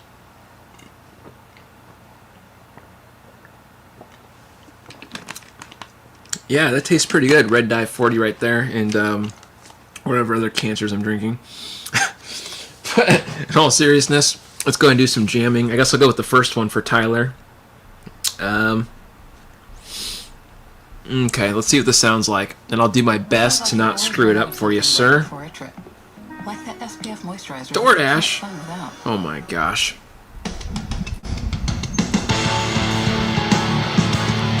A little loud.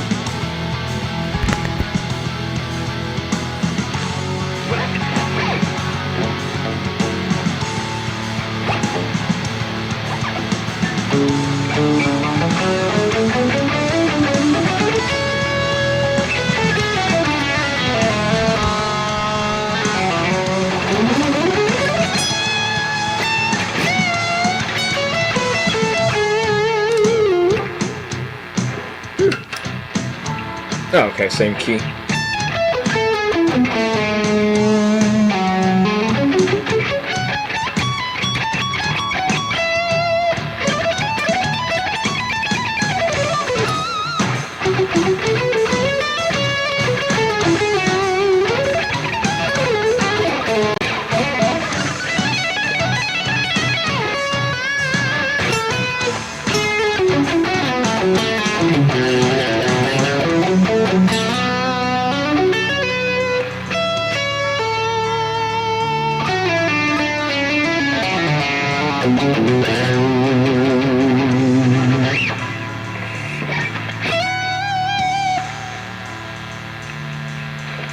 put it a little bit better. I can hear that drums bit.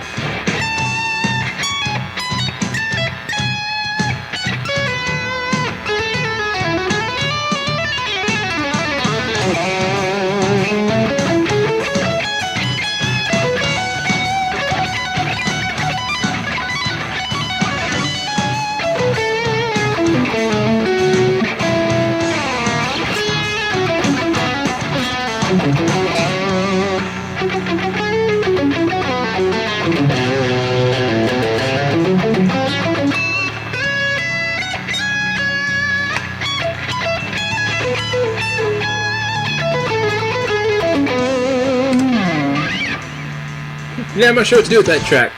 It's kind of cool, but I'm just doing some random stuff here. I don't know what the hell I'm doing. Cool backing track. It's a little strange. What is this? Red Dye 40 sounds like a killer name for for a song. That's funny, man. Or a band. I can see that. That's hilarious. Majestic Shreds. Thanks, dude. Can you play over It's Only Smiles by Periphery, the backing track after this? Oh gosh, probably not. Only because I'm not sure. It's probably copyright claimed, right? Like Periphery. I don't want to get a slap to the face or anything. As much as I would like to do that, that might be just for a special you and me time, like off the stream jamming. Let's see here. Ethan Mixel Thor Hammer, or oh, I see. You say Mixwell or Mixwell. I can't pronounce it right. Is that copyright claimed? I gotta avoid any copyright claim stuff, guys. The Tele sounds amazing. Definitely, man. What's up, Chuck? Merry Christmas to you and your family. You too, man. Thank you for that. Hope all you guys are having a good time out there. You're all doing well, staying safe. You're staying healthy. I hope you're all having a good time with friends and family, or you're gonna have a good time with friends and family. Or if you're not really a big fan of the holidays, I hope it goes quickly for you and you power through it. I know it's not a good time for everybody. I know some people have struggles they're going through this time of year. I know it hits hard for some people, especially they don't have a lot of family or friends and things like that. But in that case, just remember it's just a quick thing. It'll be over by this next week, and then you can get on to better things if you're looking just to power through it. You guys got this. Let's see. You can do the version with no vocals. That won't get claimed. All right. I'm holding you to it, Tyler. I'm holding you to it. Let's go and check it out. So, let's see. Where am I? Periphery, you said, in the Only Smiles. Let's see. Periphery, Only Smiles backing track. No vocals. Make sure I get the right one here. Instrumental, I think they have. Wait, no. I want backing track though, right? So let's see. Backing track, no vocals.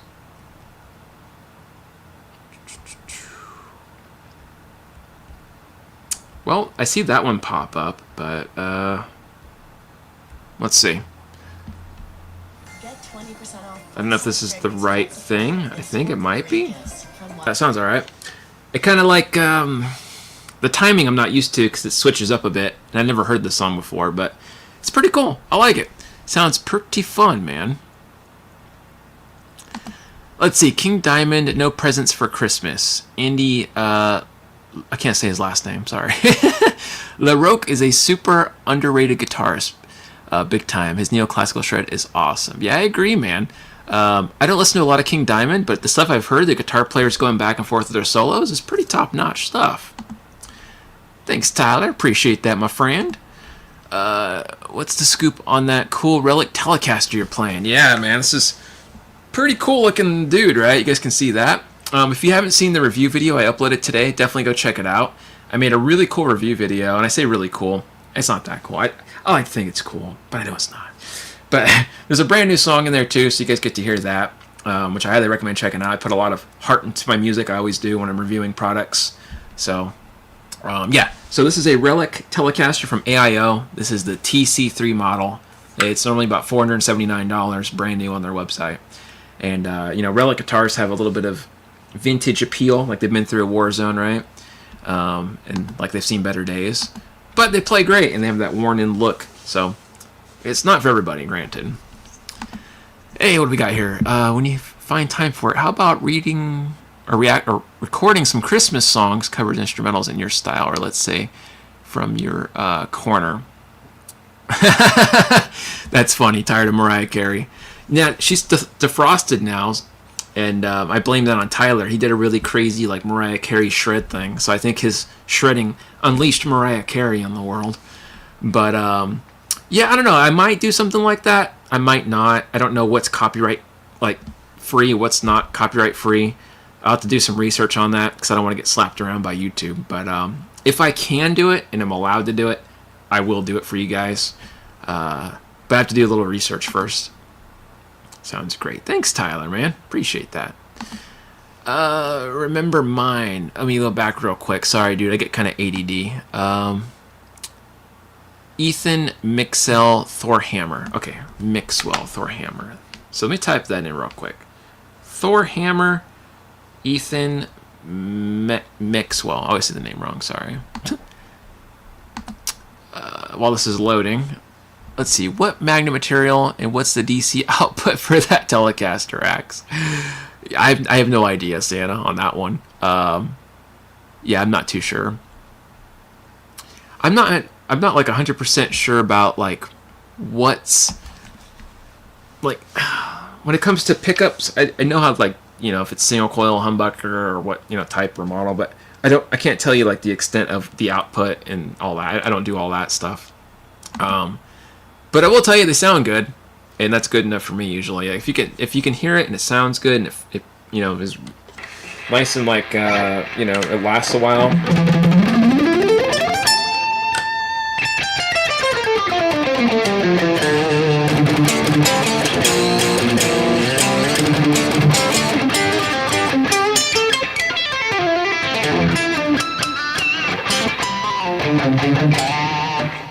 I don't know. That's usually the tell for me if it sounds decent enough. But let me see here. I gotta go back. That one is not public domain. Oh, the Christmas song, Tyler? The Mariah Carey one you did? Or do you mean the song I'm about to do now? Let's see. Audio Music Library is free music, so I think this one's fine. I wonder why so many people say they want to learn guitar, but very few actually Many people want to learn guitar, but they do not practice hard enough. Okay, we'll try this and see if it works.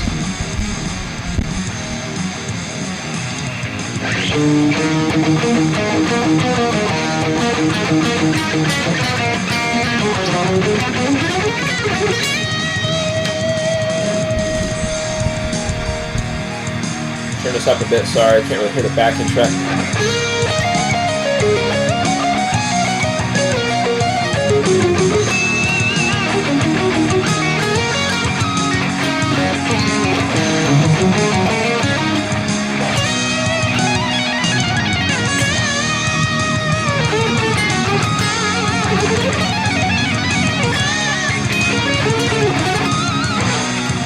It's like it already has guitar in it, though.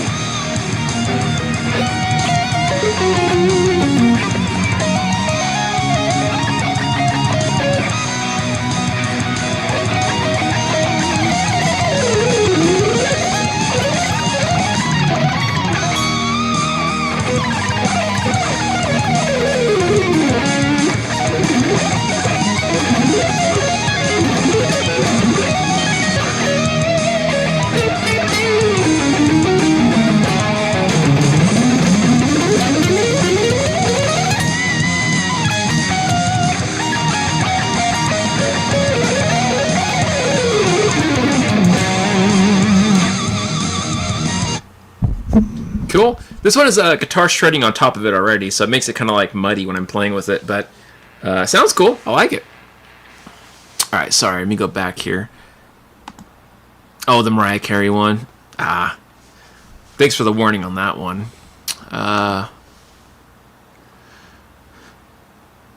Oh yeah, that's awesome, man. yeah, it was crazy, dude.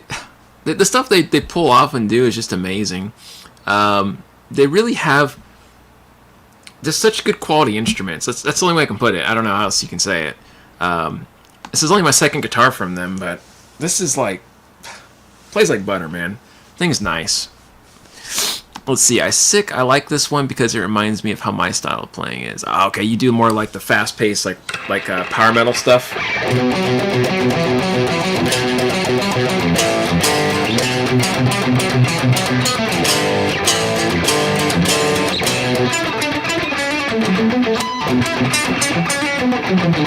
Something like that kind of style. Oops, I screwed that. Let me try that again.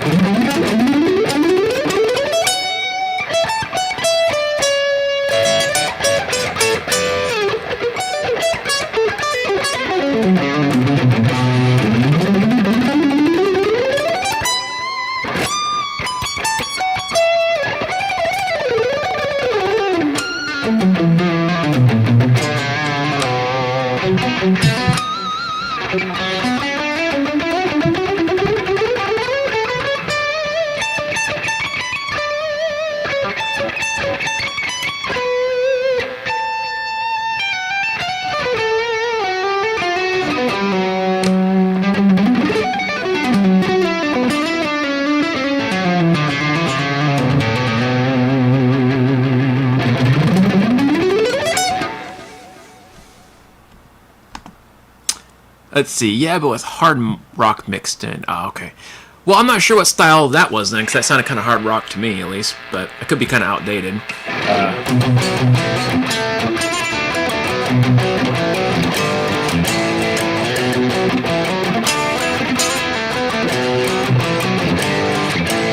Something like that kind of style? I'm not sure.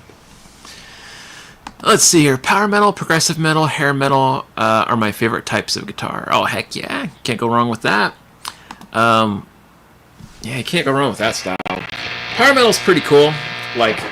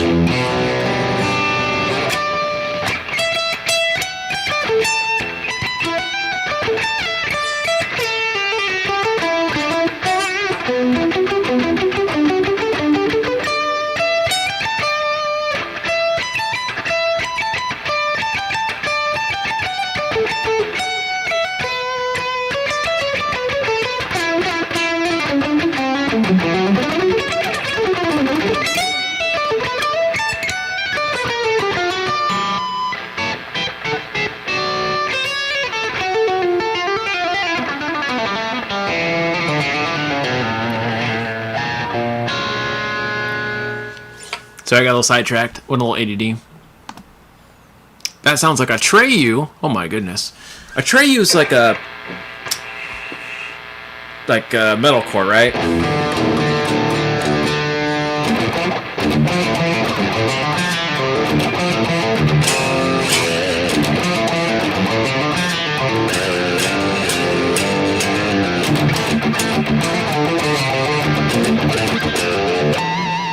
Stuff like that.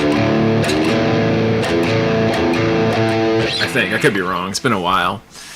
Alright, what are we at here? Frozen Crown is a power metal band from Italy with 3 guitarists. Oh my goodness. 2 are women. And they showed big time. That's crazy, man. 3 guitar players. I have to laugh about that. 3 guitar players. Like, what do you do? I guess, like, one guy does harmony or something, and the 2 people just do, like, leads together and harmonize? I don't know. That's pretty bonkers. Can I do Blood Requiem? Oh gosh, I haven't played that since I recorded it, but let me think. How does that go?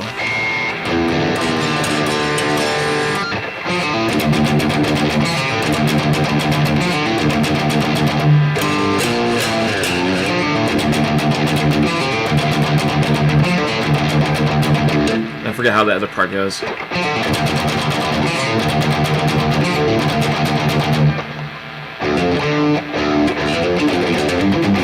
Something like that, I can't remember.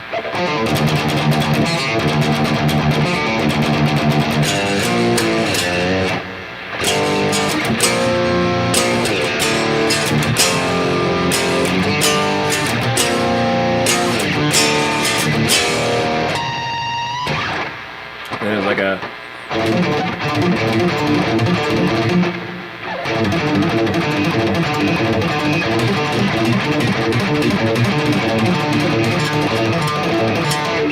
Sorry, I want to pick up.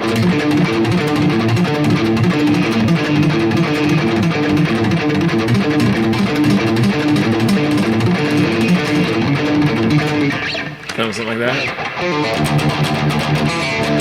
But the solo thing, how does the solo go? It's been a while since I did that.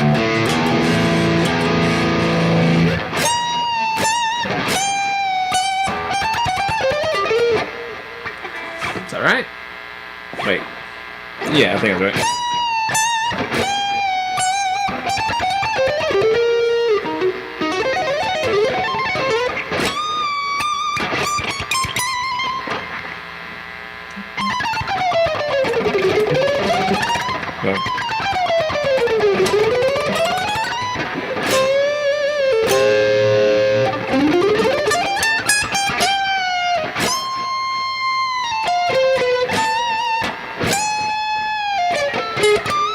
Oh, sorry, I bet here. I think I said it was? Wait, give me a second, guys. I'm trying to remember my own songs. It's been so long, so...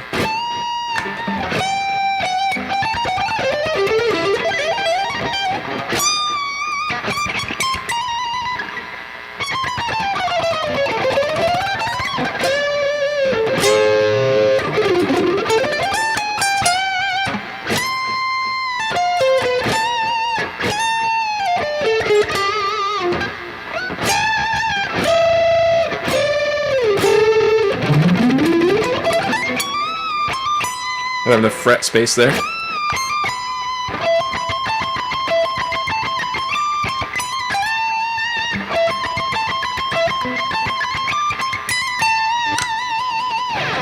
think that's right, so...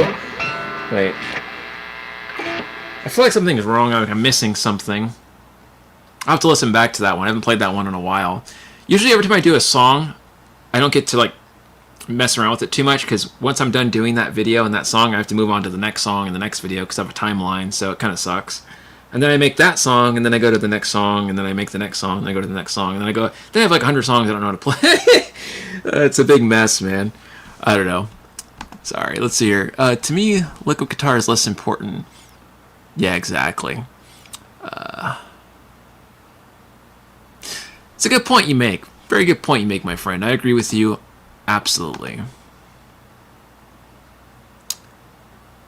Trying to remember the notes on the fretboard. Gotcha. Yeah, so tips for that. You don't need to know all the notes on all the strings. At least not starting out. You don't really need to do all that. Just know the notes on the top two strings, the E and the A string. So learn the notes from the open string all the way to the 12th fret, which is where it repeats, right? So E, F, F sharp, G, G sharp, A sharp, B, you know, C, C sharp, D, D sharp, B, etc. And then go to the A string and learn all that up to A again. If you do that, everything else gets easier because you can do octaves. Like, okay, E, E, F, F, F sharp, G, right? You get the idea. You can just use that octave principle later on. But yeah, just learn two strings at a time. And remember, it's just like your alphabet, A, B, C, D, E, F, G.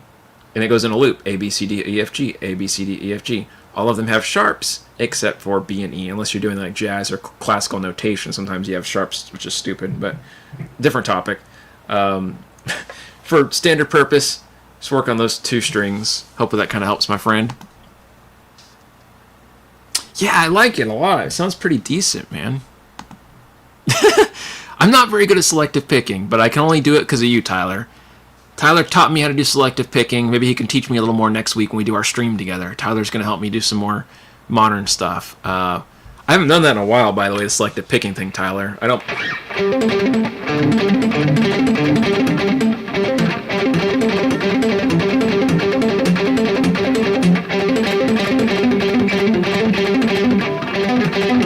I think that's what you showed me before.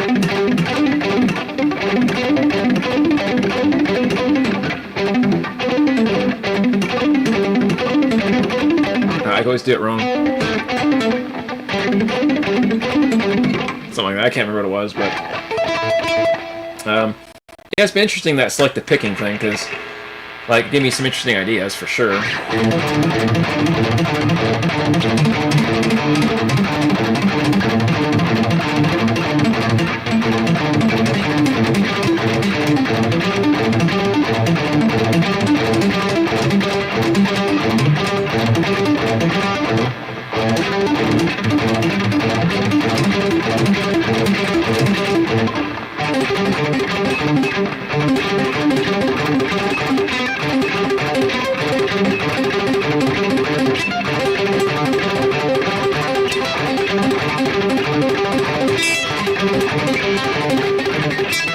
I don't know, it's kind of interesting. I gotta work on it, man. I gotta work on it.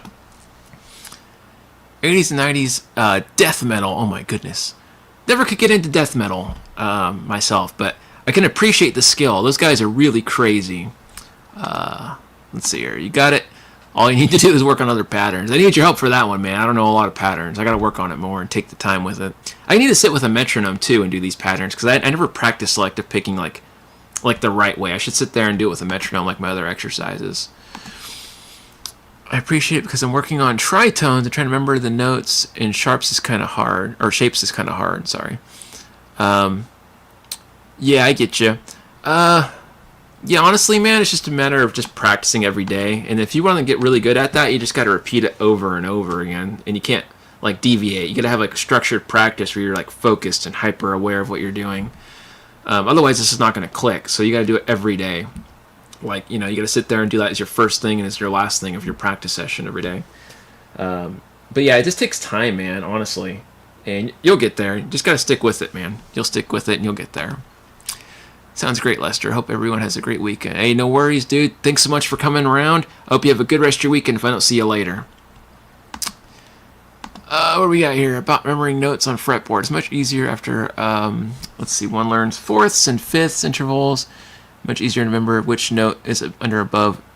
Yeah, it's a good point as well. You can also do that. I guess if you want to think of it that way, you could just think of it, I mean, like in the major scale too, right? So if you're playing like your major scale and you know those 7 notes, 1, 2, 3, 4, 5, 6, 7, you'll know the intervals like root to 4th, root to 5th, root to, 7, root octave, ninth, etc. And then you'll know, like, okay, this is root to 5th. There's that flattened 5th, right? Kind of a diminished 5th voicing. Or if I want to go 4th movement, right? But, if you're starting on the root of the A string and you're playing a major scale, you gotta be careful because the movement's a little different. Like, right, root to 5th, root to 4th, this way. Root 5th, root 4th, right? Or you could still do root 4th, root 5th on the lower, D string higher.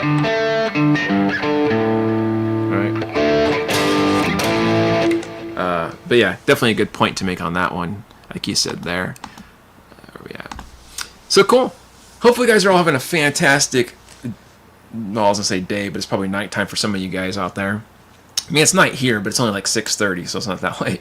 But yeah, hope you're having a fantastic time out there. I'll be here for a little bit longer answering questions, BSing with you guys about music stuff, and we're going to go ahead and do some more jamming, man. See, Tyler says, can you play the Tele Strat guitar by Cody? Yeah, I gotta fix it first, man, unfortunately. It has some wiring stuff that kind of went loose inside of it. First, I fixed the knob, and now the whole wiring thing's messed up. I took the input jack out. It was fine, so I gotta open it up on the inside and see what's going on. I think it was his first guitar he ever built, so kudos to Cody for even building a guitar. I could never even build a guitar myself. I never even tried, so it's bound to have some issues occur. But yeah, it's sitting over there in my closet. I gotta go ahead and fix it one of these days when I get time. Hopefully one day soon. That'd be kind of fun. It's got some pretty hot pickups on that thing. It sounds good. I recorded Electric City Remake with that guitar and also Zero, and I think the pickups were screaming on there, but anyways. Let's see here. I have a question. I can't get my guitar recordings to sound clear. Is mixing the answer? Use a volt interface. Yeah. You gotta watch out for peaking, man. When you're doing mixing stuff and recording, you gotta be really, really cautious that you're not peaking. So make sure that your inputs on your interface aren't, I don't know if yours has, I don't ever heard of that interface, so I don't know if it has a way for you visually to see. Like my Scarlett will show red or green if I'm, peaking or not. So make sure you're not peaking. There's no red or yellow happening. Make sure that in the DAW you're also not peaking. Those are the two big things.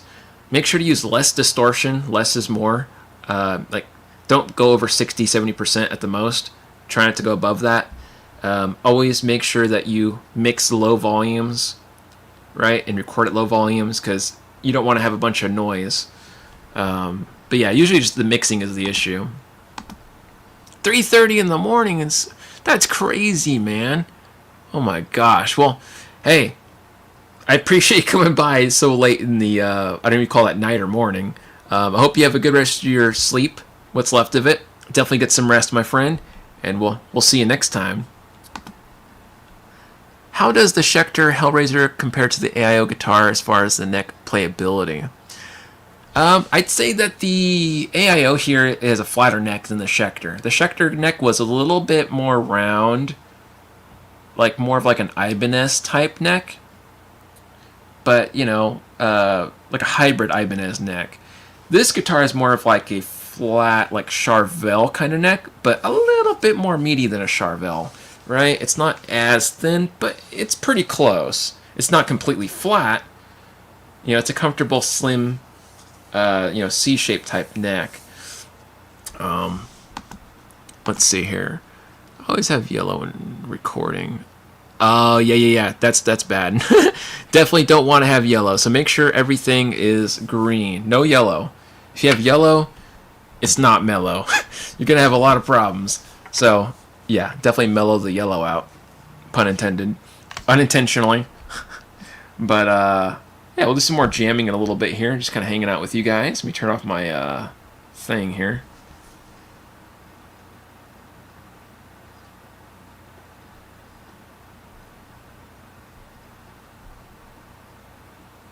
Oh, I see. Sorry, I was looking at my email. I have some emails I was getting right now. But, yeah, hopefully you guys are having a fantastic time out there. I can't wait to get Christmas over myself.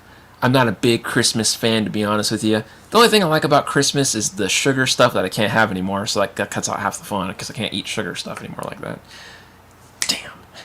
But besides that is the lights. I love Christmas lights. And I love, well, obviously, I have these on all year. You guys know that. You see my channel, right? All year round, I have these lights on. And I also have our fake tree up over here with lights on that flash all year round, too. I love light stuff, right? But I'm not a big fan of the whole Christmas thing in general. I don't like having to get together with a lot of people. I'm not the most social bird out there, right? I like people and I like talking to people. I used to be really, forced extroverted, I say. I wasn't how do I say it? I was never really an extrovert, but I had to be, right? In the life that I lived. I kind of had to become a little bit extroverted. But I was always an introvert at heart, so I'd always love going out, playing gigs, being part of the community, doing all that stuff. But it would tax me out, and I'd need some alone time, YouTube's perfect because, I love talking with you guys. I love hanging out with you guys. But I also love the fact that I can do a lot of my, videos and whatnot and talk to you guys, once or twice a week. And it's not like I'm having to go in a group of people every day and, shake hands with, a bunch of faces. I don't know. That would stress me out. But yeah, Christmas is one of those things. I don't really have how do you say it? I don't have a family, on my side, right? My wife's family, we go to her house. It's pretty chill. But still, I always feel weird, in-laws. You always feel, a little uncomfortable. I just can't help it. And I kind of grew up differently, so, we didn't really celebrate, a lot of stuff, and it was more chaotic, my upbringing. And since I don't have any family really, like most of my family's dead or I just don't know them, it's weird for me because I'm not like used to like having to be in those situations. So I always feel a little awkward, and I can't wait for it to be over so I can just go home and be in my cozy cave, man. My introverted cave I can hide in and just look at my lights and chill. You know. Anyways, sorry, got kind of sidetracked. Can you play that song from SpongeBob, Sweet Victory?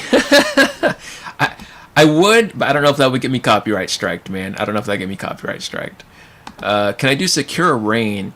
I would love to, but I don't remember a lot of that song. But also, I can't find the backing track. I thought I had the backing track for the song, and I don't have it.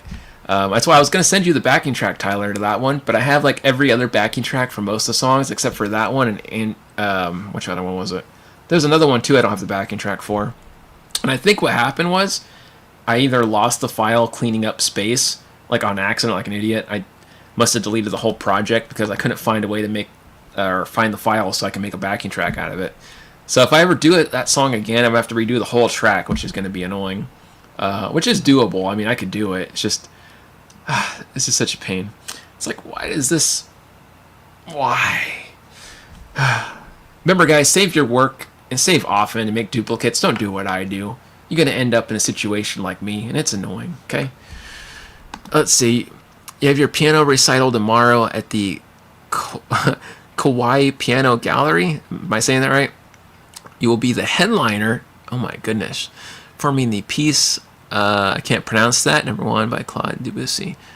Hopefully I do well, guys. Well, good luck to you, Sienna. You got this. Don't get nervous. I'm sure you'll be fine. Slow, deep breaths. Remember, just a temporary moment.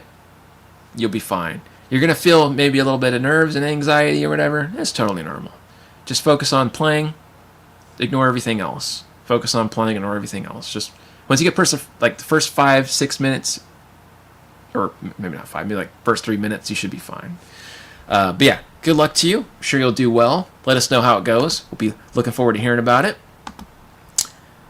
I can't do piano very well, so I'm always impressed by people that can play stuff like you're talking about. That's pretty impressive stuff.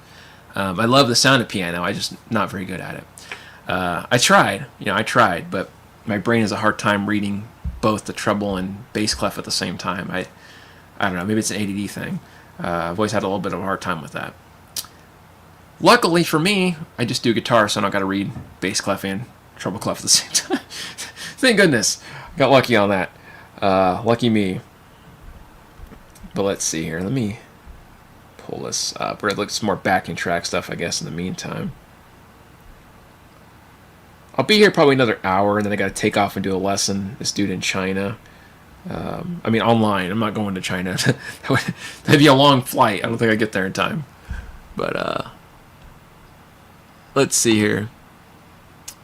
Yeah, so here's the thing, man, and I think I mentioned this before in my streams. I can't do, like, covers of songs. I can't play with covers of songs. I can't play with anything copyrighted. I could risk getting copyright claimed or copyright striked. So I don't want to risk it. I've already offended YouTube twice in my life. I've had 2 copyright strikes. I get one more, my channel gets deleted. So I'm avoiding any kind of copyright stuff if I can help it. So yeah, remember guys, I can't do any actual covers here of any like copyrighted music. That's just, I can't do it, unfortunately. At least not on this platform. If I ever live stream somewhere else where it's allowed, we could maybe look into that. But for now, I just can't do that kind of thing. Now, a question of can I play it? I probably could. I could play most stuff unless it's like crazy technical, like 8-string bonkers metal at 500 beats per minute. Then I probably can't play that. But I could play, most basic stuff, fairly simple. And I have to restrain myself from even playing bits and pieces of stuff. Because last week I played like 2 seconds of a song. It was like literally just like 2 chords. And I I think I said some of the lyrics and I got copyright claimed. I was like, you gotta be kidding me. Like, I just played 2 chords in time. Like, nothing is sacred on YouTube. They want people to be content creators, but then they get ticked off at you for creating content. I don't understand. Anyways, So yeah, that's the whole spiel on that. But if you have any questions about anything with like music related, questions, technique questions, theory questions, compositional questions, I can help you. Or if you want me just to hear like jamming, or if you want to hear me jam, I'm trying to say, with like backing tracks, I could do that as long as they're not copyrighted. Do you have a favorite blues player? Oh man, that's a tough one. I'd say Jeff Healey's pretty good. I like Jeff Healey. Obviously Joe Bonamassa is good. Stevie Ray Vaughan's cool. I was never like a huge Stevie Ray Vaughan fanboy. Some people are really like Stevie Ray Vaughan like fanboys. That's not else to say it. I was never that gung ho about him. I like his voice. I think he sings pretty well. I like his singing probably better than like his guitar playing. His guitar playing is great. I just wasn't like blown away. But yeah, for blues, B.B. King's great. Obviously, he's a legend. A lot of those blues guys are legends. But yeah, I'd say probably a mix between Jeff Healey and like Robin Ford. I think I like Robin Ford a lot too, even though he's more fusion. But his blues style is pretty nice. I like Robin Ford. Larry Carlton's pretty good too. Who else? I can't think of anybody off the top of my head else I want to list in there. That's like really my top all-time favorite. Do anything but basic. Thanks, man. Appreciate that. Where are we at here? I'm not seeing the Katana box. Did you get rid of it? Yeah, I got rid of the box. The amp's underneath the table now. That's right. Some of you guys probably didn't see my thing earlier I was talking about. So I cleared up my space here. I got rid of the tub underneath. I had like a bunch of old pictures and like not files. It's not a computer. Papers. There you go. Papers. I'm on the computer too much. So I got rid of a bunch of papers and junk I needed to get rid of for like 4 years, and I procrastinated. Anyways, got rid of it. Got rid of the tub. Got rid of the box the katana was in. Moved the katana across the room. And now we got this beautiful open space. Had to mop and wipe the wall down because it had some dust. But yeah, I like it. I like having this open area. It's just weird. I'm not used to it yet. I got so used to having that stuff behind me. Now you can see my exercise gear. I got like, what is it? Resistance bands. There you go. I couldn't think of the name. I don't work out as much as I used to anymore. But I used to have my X3 bar over there, and my other resistance bands and kettlebells and stuff for martial arts. But it's been a while. Let's see. Are you a fan of Carlos Santana? I find it hard to play his licks. What's the best way to study a guitar player you like? Santana's a big fan of pentatonics and Dorian movements, especially in his like progressions. I'm not going to play Santana. I don't want to get copyrighted, but like progressions like.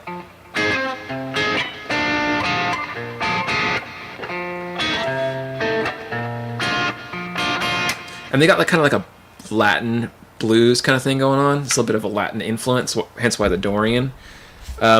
So theory-wise, I say to study up on your pentatonics, Latin, bossa nova type music as well.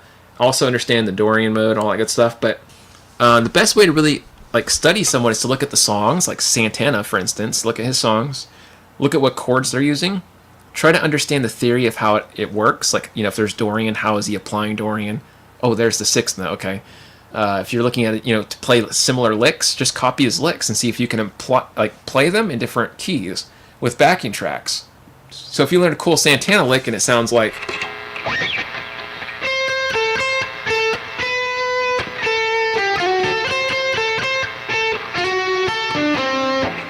which I kind of ripped off a lick there and just moved it, right? You could do something like that and it'll work in your style, but you got to make sure to really study that musician that you want to sound like and really study all the music theory, the scale work, everything they're doing, and try to apply it your own way, because it's not going to be like, identical, but you can try to at least embody that. Hope that kind of helps you. Cool. Thanks, man. Appreciate it. Hey, what's up, Music and Gear? Good to see you, my friend. Hope you're having a good Friday out there. And that goes for all you guys. I hope you're having a killer Friday and you got some really cool stuff going on in your Friday. You're all doing well, staying healthy. In this crazy time of year, it's cold. We got a lot of flu stuff. Apparently just bird flu going on. I don't know. There's all kinds of flus. Everything's trying to kill us. Even the food's trying to kill us. I don't know. But, hopefully you're all doing well despite that crazy stuff, right? Hopefully. I am here with this cool Relic guitar like I've been talking about. It's the AIO TC3 Relic guitar. Very, very fun, very, very versatile guitar. Go check out my review video I uploaded today on it if you haven't seen it. It's put a lot of work into the original song for that video. I take pride in my songs, man.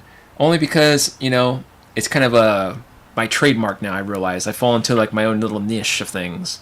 So every review video in the last couple of years has always had an original song. So I want to keep that alive, you know. Put a lot of work into that. Plus it keeps me fresh mentally, having to compose music every week. It's like, okay, gotta get going again, you know, always gotta cycle through, which is cool. Keeps me on my toes, like I said. But yeah, cool guitar, sounds nice, plays nice, has a fun sound.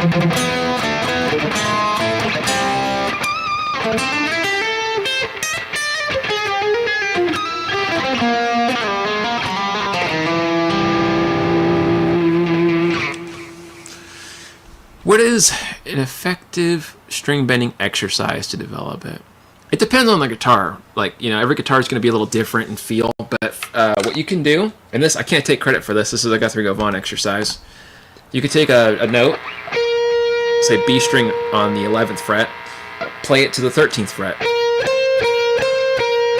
Hear the difference in pitch, and then try to bend to that note.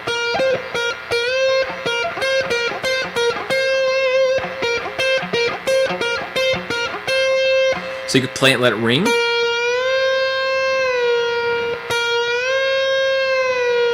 And then try to play it once. Don't let it ring. Right? That's 12.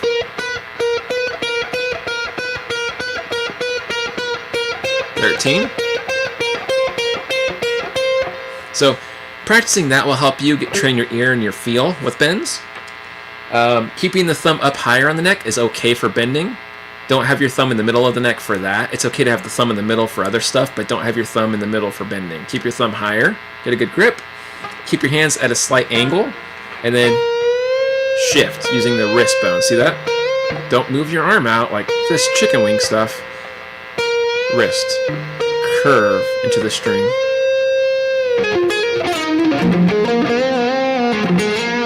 When you're bending down, just kind of pulling to the side like that motion.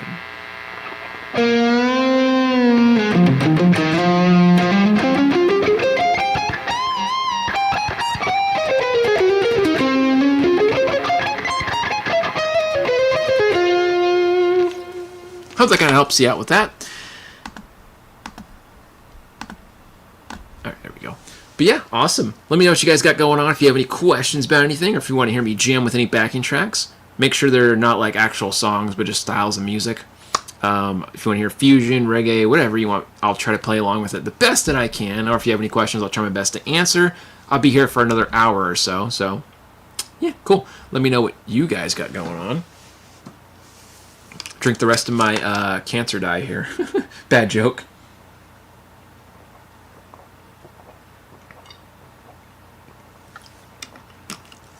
What flavor is this? Watermelon. It doesn't taste like watermelon. It tastes like a Jolly Rancher or something. I don't know what the hell you call that. It has like weird flavor, but it's not watermelon. I'll tell you that much. Watermelon tastes a lot better than that. Reggae. Okay, you got it, my friend. You got it. We'll do some reggae here in a second. Is it important to learn the cage system if I only want to play lead, or should I learn modes? So those are two different things. Like modes can be done with caged, but cages, that's like a type of chord moving system to kind of understand the fretboard. I don't really like caged. I don't think it's as fluent or like as versatile, in my opinion. Like most people that do caged haven't really impressed me playing wise. Not to sound like an elitist, but yeah, I just haven't really heard anything I've thought, wow, that's cool. So my problem with caged, and I'm not like saying it's all bad. I'm sure it has some good merits and good benefits. Like I've seen some of the shapes, and those are kind of useful for some things. But like the E and the E shape, it's good. A shape, it's good. A minor shape's good. E minor shape's good. All that good stuff. You could take this small D triad, that works, right? But that's not really caged. They want you to do like the whole shape like this. This is kind of a useless shape, adding the D string in here. There's no point in doing this. So that's already like one of my issues. Also the G bar the G bar is just like, nobody ever uses the G bar. I'm sorry. I've been around a lot of people that played professionally. I've done a lot of professional work. I've never seen anybody whip out a G bar chord like this. It's just not ideal for small hands. I have a bigger hand, so it doesn't bother me, but I still don't use it. I don't find it useful. The two shapes, the E shape and the A shape, interchangeable, sure, but that's not necessarily caged. That's just like everybody has to learn that, caged or not caged. But yeah, what I recommend instead of caged is just going through basic music theory training, man. You know, like learn like everybody else had to learn before cage was a thing. I think cage is good, good marketing, but learn your major scale, learn the 7 chords you can build out of the major scale. It's stuff they teach you in, like piano or guitar class. Learn, what stacking thirds means. Learn how to play those chords using just your 2 basic bar chord shapes. Learn little triads and inversions. Learn your major scale in 7 positions, 3 note per string. Learn all 7 positions of that. Learn your pentatonic, all 5 positions up and down the neck. And everything else will be a lot easier. Don't tackle modes until you have all that down, because you need to have all that information before you get into modes. Modes can be a whole nother mind warp. I have a video on modes because it is such a ridiculous topic. If you want to see that, you go check it out in my lesson playlist.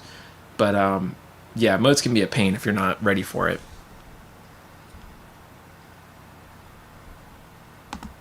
See, what should I learn in place of cage system? Yeah, so pretty much what I just said with that. I think you probably commented in the middle of when I was saying that, but yeah, try not to look for like a system. That's the first thing. Avoid systems. Avoid, marketing stuff. Just do the bare bones. Learn like we all had to learn it back in the day. Just learn your music theory. Take some lessons. Learn your scale shapes. Learn the chords. Apply it, and you'll be good. It's a good starting place for most people. Let's see here. When people say learn all the positions of the scale, does the pattern change or just the position? Yeah, the patterns change. Like, example, if I'm playing like A major, pentatonic, or not pentatonic, if I'm playing an A major scale like Ionian,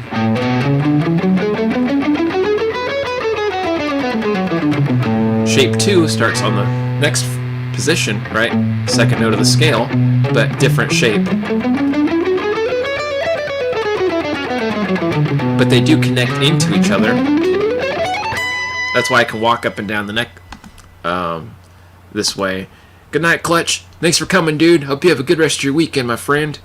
But yeah, so learn all 7 positions in one key, right? And learn one shape at a time.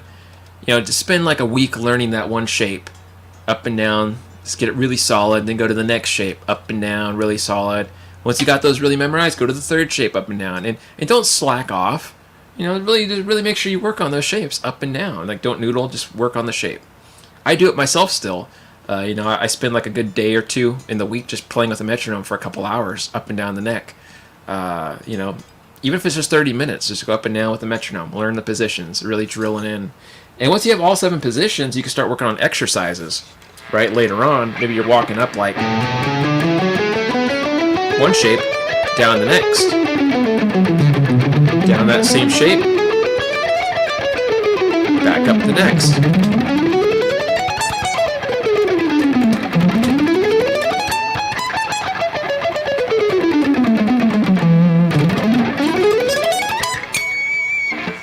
Right?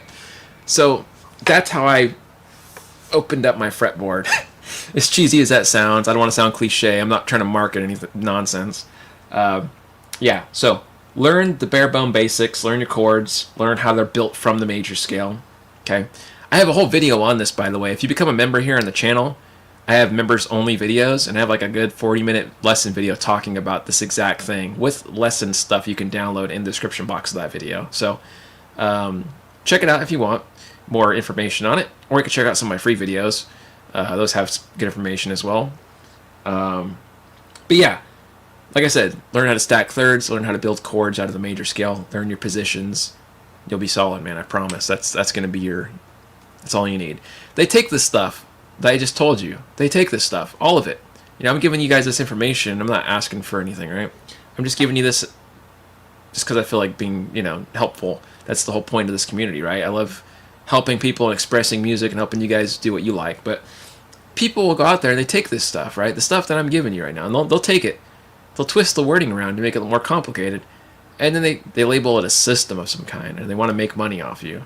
Oh, only $100. Only 100. Oh, only this much money for, a 30-day. You're gonna get this down in 30 days. You're gonna get this down in 2 weeks. Oh, it's just a 1 day, 2 day thing. You're, whatever nonsense. I see this stuff all the time on Facebook and Instagram. I instantly block these people. I can't stand it. It just drives me nuts.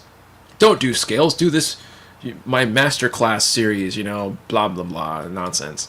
All that's nonsense, garbage. And anybody that plays worth anything will tell you the same thing I'm telling you. All the greats, Vinnie Moore, Van, any of these dudes that were alive even back in the day, like Van Halen, all these dudes, they didn't have some magic system or some, secret scale, book that they bought or some magic one-stop solution. There really is no magic solution or, system for that matter. But I just can't stand the marketing nonsense. It just drives me nuts. And I don't mean to rant at you guys, but it's a touchy subject for me because, like I said, I love helping people. I love being a teacher. I've been a teacher for 9 years. I've been playing for 23 years. I love music. It's my passion, and I love other people, doing the same thing I'm doing. I love helping them, and it just drives me nuts to see people taking money and not like providing anything of value or misleading people. Like another thing that drives me nuts is people that claim to be teachers and can't even play out of a paper bag, man. And like again, I'm not trying to be an elitist, but there's one dude, I'm not going to mention names, on YouTube I came across, and he says he's like a fusion guitar player. I was excited. I love fusion. I love jazz. Says he's teaching people and doing like some magic mastery program. It's getting a little sketchy at that point. I was a little bit irritated. And then when I heard him play, I was like disappointed and pissed off at the same time. Because it sounded like a beginner trying to play. And he may know a little bit about stuff and went to school and knows a little bit about theory, but he couldn't play his way out of a paper bag, man. It was just cringe. There's nothing fusion about it. There's nothing jazz about it. It's like a 5-year-old playing pentatonics. And it just drives me nuts. Like, and then people are taking this dude seriously and giving him money and like, hey, this is my teacher or whatever. It just feels wrong to me. Like, you shouldn't be a teacher just because you know stuff. You should be able to apply it too. You have to know and apply to be a teacher. You shouldn't just be, I don't agree with that. And maybe I'm a dick for that, sorry for the language, but it's just one of those things I feel strongly about, at least. Let's see here. Not trying to ignore you guys, by the way. I just kind of went rambling.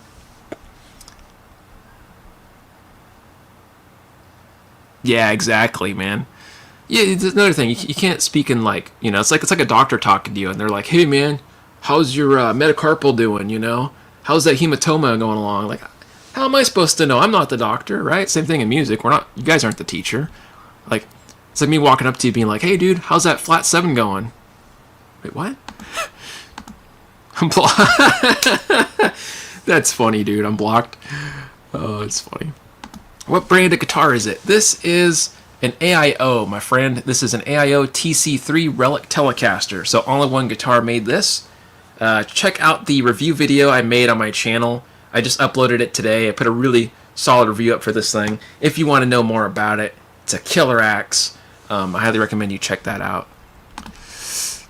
Let's see. There you go, exactly. Dorotio. Glad you have my back, my friend. I'm glad you agree with me on that. It's a good way you put it, too. I like your analogy. It's like a workout. You go back and, you have to give it time, let it sink in, and go back to it. And there's stuff that I don't know. I'm going to be honest with you guys. There's certain things I can't tell you. I don't know everything. I don't think anyone could possibly know everything. And I certainly can't do everything. In the grand scheme of things, like, I know I can play decent.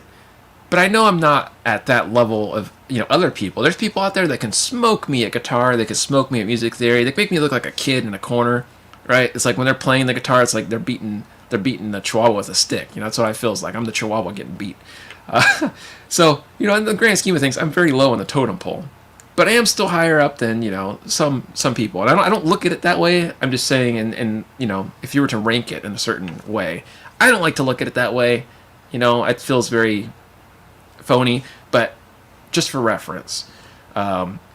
So, there's a lot that I'm working on. There's a lot of things I'm trying to better myself at. I have people I talk with, teachers I, meet with, to, figure out the answers to questions that I don't have understood. To, to explain it better myself to other people once I get it down. Or, specific things that I do, maybe I don't fully understand, or certain, timing influence, or certain genres. I have a whole jazz thing I'm studying right now. I'm trying to get a lot better at jazz, and that's quite a lot for me. It's been maybe a year and a half I've been doing it, and it's really changed my playing a lot. But I'm very, very novice at jazz. Very novice. I know, my basic chords and stuff, and I can play through some, basic stuff, as you guys have probably heard me do.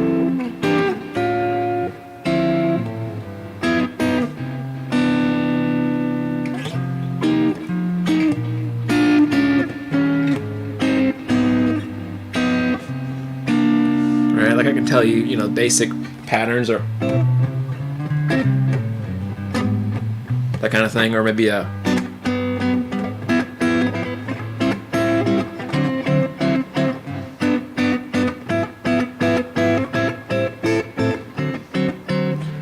or like that.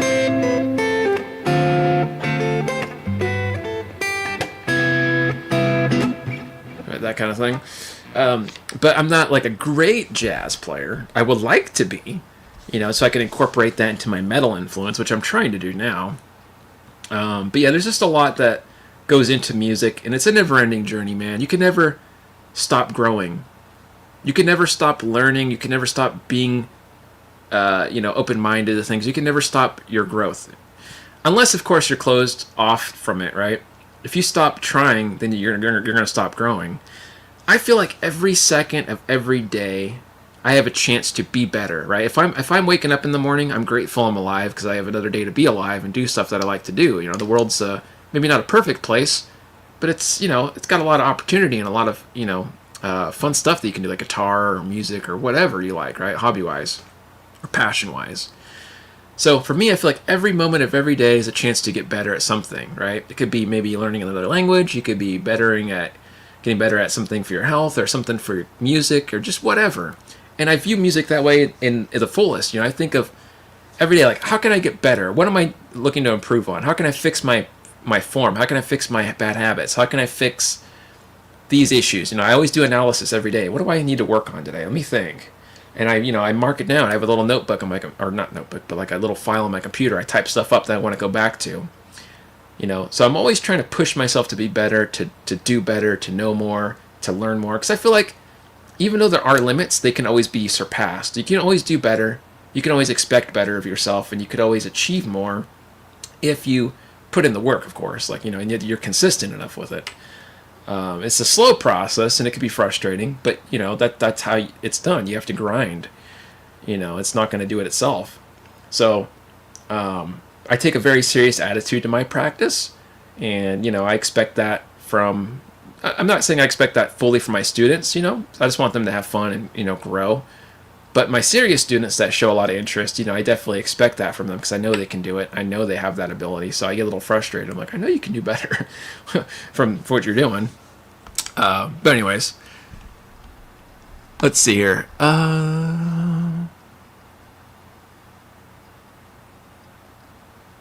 There you go. That's exactly right, Doroteo. You got a good point on that. It's a very good relation to what we're talking about. Yeah, Greg Howe's amazing, man. He's awesome. His style is so unique. Any kind of fusion, funky kind of jazz, I don't know what you call it. It's like funk fusion, I guess. I don't know how you would classify Greg Howe's music. I love it. It's just like a bluesy, funky jazz, I guess. So probably fusion. I'm guessing that's what you call it. But yeah, Greg Howe is awesome, man. I love Greg Howe. He always gives me specific ideas when I'm looking at his music, like for string skipping intervals or like for certain slide patterns. He likes that Dorian sound a lot, and I like Dorian a lot. I'm a big fan of Dorian, so I can definitely appreciate that. Let's see. When I play lead guitar, as I end the phrase, should I be looking for a note that sounds like it resolved the one before it, or should I be matching it depending on the note? Well, that's tough, man. I mean, it's going to come down to what you think sounds good, because I can tell you theoretically what might work, but that's just theory. And theory means nothing without application. You got to have both, theory and application. Kind of like what we were talking about earlier. If you have one without the other, you're bound to fail. So the point is here, you could take the theory of what you think might be good, like, resolving on a fifth or a third or a seventh note or something, and see how it sounds. Get your ear used to it and see what you think works better. I might like the sound of a third. I might like the sound of a certain note resolving to another note myself. Some people might hate it. But it's up to you, man. It depends what you like and what sound you're looking for, what fits you as the musician, what sound you like. Because again, I'm just one guy. I'm just a nerd in California who likes to play and talk about music. You might like a different sound. You might like the way a note resolves differently than I would, right? Example, look at Steve Vai compared to like Eric Johnson. Totally different note, choices. They land on different notes. They use different expression of notes. Look at Andy Timmons. He uses a lot of thirds and sevenths. Different from Steve Vai again, or different from Joe Satriani, and a little bit different intervallic movements. So you got to experiment. Just play with your intervals. Play with your chord tones. Root, third, fifth, 7, 9, 11th degrees, and see what sounds good to you. Does a chromatic slide go good into it? Does it? That's how you're gonna find licks too that you like. You mess around with that kind of stuff, you're gonna come across all kinds of ideas, man. That's where I come up with a lot of these licks. A lot of these things that I play are either from experience playing other songs, and I learn how notes, like what kind of licks I like and make modifications to them, or I just come up with my own licks on accident and I'll be messing around with them. Playing in different interval voicings helps with that, because when you're playing, instead of just doing scale, linear scale runs, which is cool. I like doing that kind of thing. Sometimes it's better if you have,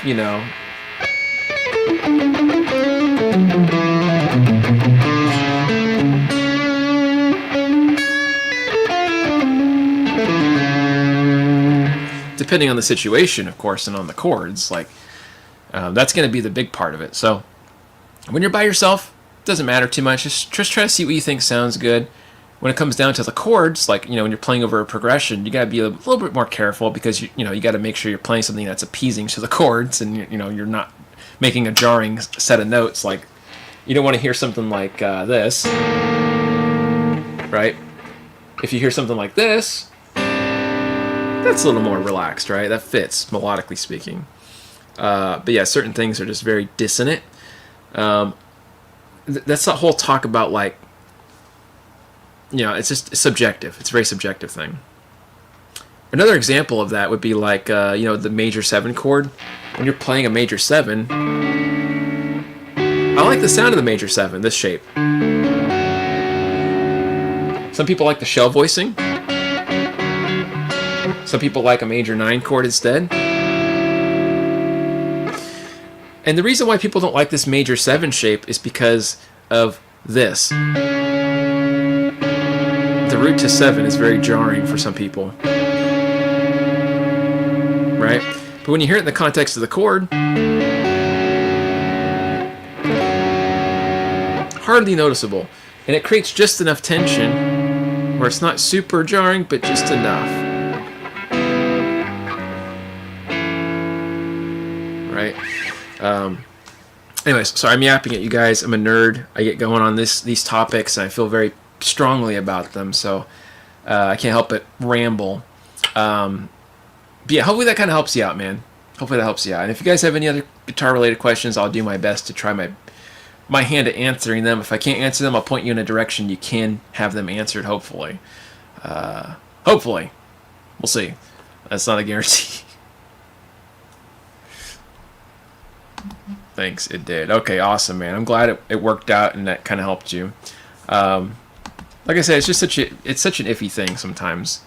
I never know if it's, if I'm explaining things the way I should, or if in the right context. But yeah, I'm glad it made sense. Let me check the time here. We still got a little bit of time. I don't got to go for another 40 minutes or so. 40 minutes from now, I got to take off because I got a lesson, like I said. But cool. Yeah, let me know what you guys got going on. I'll be here for a little bit longer. I'll be hanging out, doing some jamming, doing some chit-chats and all that good stuff. All the basic stuff that we like to do here on the channel. You guys know how it is. And apparently we got something really cool going on next week. If you guys missed it earlier, Me and the Bald Shredder are going to be filming a video in my apartment next Friday. So, who knows what that's going to be about? I'm not even really sure either, to be honest with you guys. You didn't tell me, so it's going to be interesting. I don't know if we're going to be doing, like, a jam. I don't know. It's going to be cool, though. It's going to be exciting. Always is. Richard's a good guy. The Bald Shredder is a good dude. I'm sure a lot of you guys already are subscribed to Richard. But yeah, his videos are awesome. Good guy.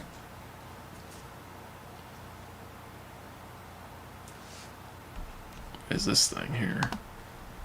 Sorry, guys. Give me a second. Okay, there we go. Had some stuff pop up that I didn't really need up. So in the meantime, since I don't see a lot of chat going on, I'm going to go ahead and do some jamming with a backing track. And I'll try to check back occasionally so I don't miss you guys. So let's do some funky style backing tracks, because I like some funky stuff and shredding over it. So let's see what we got. Commercials? No, not commercials. Look at you, investing like... Oh, not this one. I've done this one so many times I'm kind of burnt out. Let's do a different funky one. I think I did that one before, but maybe not. Kind of strange, though. So let's see. Maybe like a minor 251. Let's do that. It's always a little bit jarring and dissonant. Minor 251s are a bit weird. So let's see what we can accomplish. Whoa, that's kind of loud. Okay, let's see what we got, guys.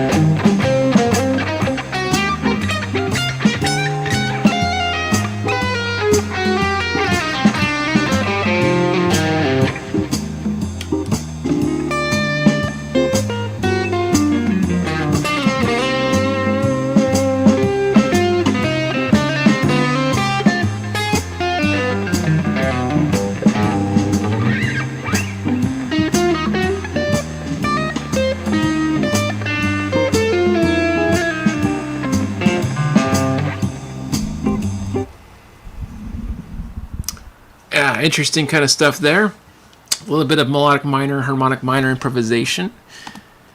Jedi Jingle Maker, what's up, man? How you doing?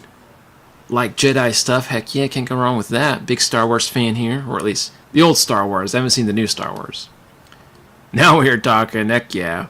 Gotta get those weird spicy outside notes, man. Or at least try to. Gotta experiment a little bit. Here we go, another minor 251 backing track. Let's stick with the minor 251s to end the night. I'll be here another 20 minutes and I'll probably have to take off, but let's see what we got here, guys.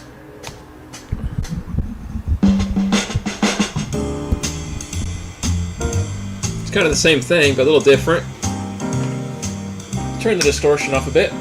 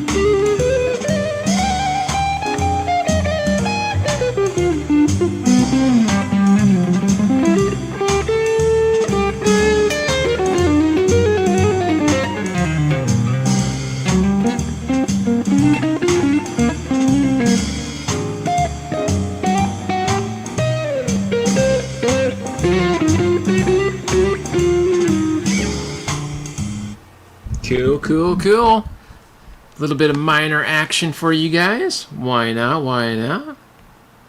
Gotta work more on my jazzy improv stuff. I'm not great at jazz improv just yet. That's where I'm struggling. I gotta work more on my outside notes and coming back in on the right spots, you know. Melodic minor, not so bad, but I need to do more like whole tone and half whole diminished runs. But it's a start. We'll get there. Give me like a few years, man. We'll get there in a few years. Awesome. Thanks, man. Appreciate it. Let's see. Two Tone says he digs it. Thanks, man. I'm glad you dig it. It sounded really good to me. Thanks, man. Glad you thought it sounded all right. Sounded okay enough, I guess, right? Wasn't too terrible. But cool. But yeah, so we're just gonna go through some more jamming here. Whatever floats the boat. We're just gonna try to find some weird backing track stuff. Trying to find a weird, like, awkward, dissonant backing track, even more than this one. Might be interesting to see. This is going to be an augmented type of backing track, so we'll see. Might be cool. I gotta give it a listen, though, because I don't know what I'm doing.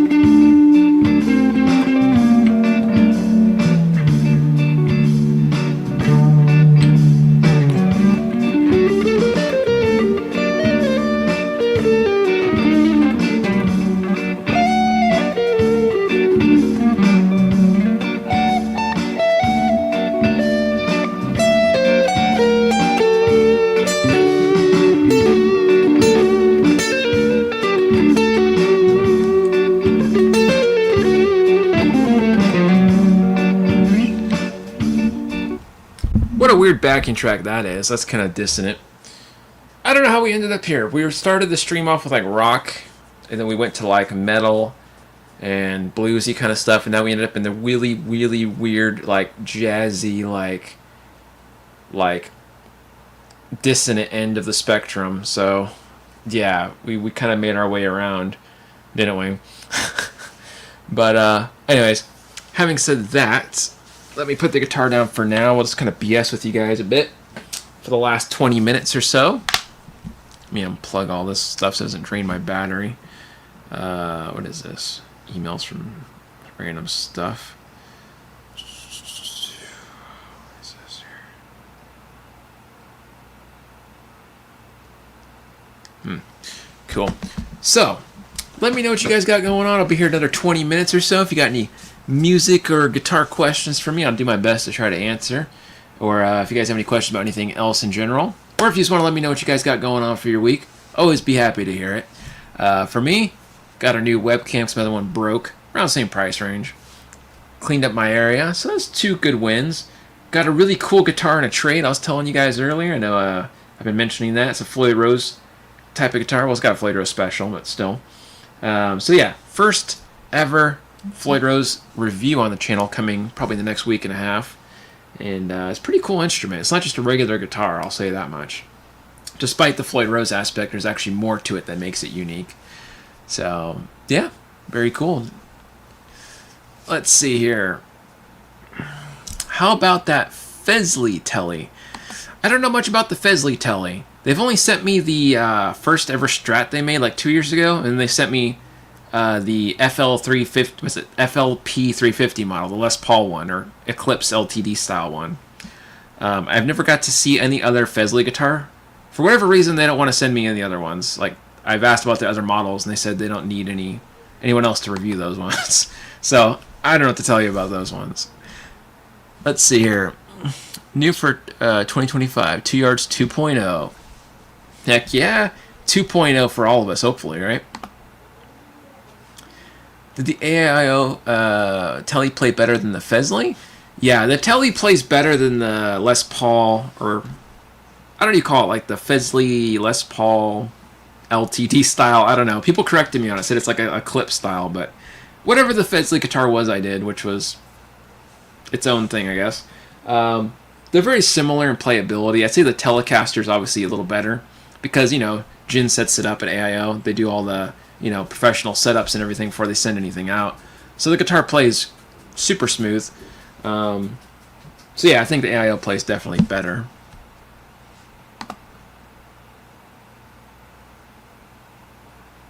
Nice, man. Yeah, you'll have to see what's up. Let them know that you saw Lester jamming on the Telecaster, and they'll be like, oh, cool. The product came in handy. Oh, man, it's funny. I'm glad we didn't waste the guitar on that guy. Good news. I'm sure it's always a bargain when you're giving people guitars on YouTube, because you know when you're talking with YouTubers and you're like, okay, this guy's got, you know, an okay following. Is he going to make sales, you know, or is this person going to be playing the guitar good enough to where we can show it on our website or whatever? Or are they going to play terrible? You just never know what's going to happen, right? And there's so many different YouTubers out there. It's a really swamped community of guitar reviewers. So I'm sure they take a chance. They're like, well, let's see what happens. It could be a waste of a product sending it to this guy or not, you know. But luckily, you know, I did okay with the Les Paul style, so I guess they trust me enough. But yeah. Let's see. Buzzing doesn't bother me. Can they get the strings on the deck? That's a good question. Worth asking about, man. This guitar might buzz like on the first fret, just a little bit on the A string, but you know it's really low action, so it's probably dry. Other than that, everything else plays pretty smooth. The look of it's nice too. I'm sorry, I was just eyeballing it again. Let's see here. That's ridiculous, man. That's ridiculous. I play okay. I play all right. Let's see. Do I count as the swamp? Whatever that means. That's funny, man.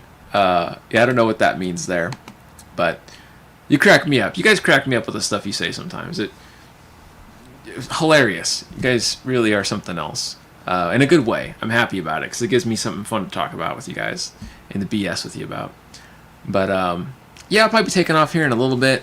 I don't have a whole lot of time left. Yeah, I got like maybe 20 minutes, 15 minutes, if that. Something around there. We'll see. But yeah, hopefully all goes well. Everybody's happy. Everybody's healthy. Everybody's staying safe like I was talking about. Hope you guys are all, you know, taking it easy out there. Yeah, it's going to be like another 20 minutes, and I will have it all set up and ready to go. It's just been a busy time, man. It's been a busy period. I've had to walk back and forth and do different reviews and stuff, and it's just been hectic. So let's see here. Let me go back. What did you say your wife did? What was it? Like naturopathy or naturopathy? I always say it wrong. It's like, you know, holistic stuff, whatever. I always call it the wrong thing, man. I always screw it up. Something holistic. That's all I can tell you on that one. But let's see. This is still set. Okay, yeah. But yeah, hopefully you guys have had a good time and you're just BSing with me, and you know, hopefully it's been exciting for you. I don't know how exciting it could be. I'm just a dude jamming out, doing some random crap. So hopefully you guys are having a good time and feeling entertained enough for the most part. What is this? Getting ready for the Xmas break at work. Oh, heck yeah. Going to love the time off. That's good to hear, man. I'm glad you're doing well and everything's going smooth for you. Especially this time of year, you know. I know it can be kind of hectic. Gotcha. Heck yeah. But yeah, I'll probably head out of here in a little bit. Probably next, I don't know, 15 minutes or so. But yeah, let me know if you guys have any last minute questions about anything, or if you want to, you know, show me any cool licks you got, or just anything in general. I'm going to be heading out of here, like I said, so let me know if there's any last minute stuff you want to talk about. Yeah, just let me know what you guys got going on.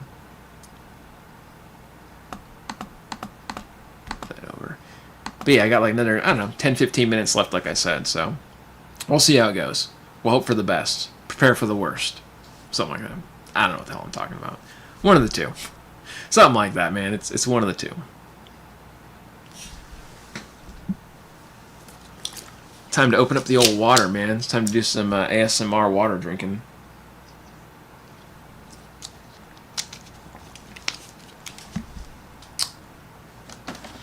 Move that down a bit. Let's see here. Still practicing martial arts? No, I haven't practiced martial arts in a long time. It's probably been like, I don't know, 10 years or something. 8 years. 8 or 10 years it's been since I practiced any Wing Chun or Jiu-Jitsu or anything. I'm a little out of practice. 18-minute guitar concert on my channel. Took a month. Nice, man. 18-minute guitar concert. That's crazy. I can't imagine playing a whole concert or, you know, 18 minutes worth. That's just mind-boggling, man. That's a whole different level there. I wouldn't be able to handle that. I think I'd lose my mind a bit doing that kind of stuff. But yeah, kudos to you if you can pull that off. That's a lot, man. It's a lot to take a bite off of, right?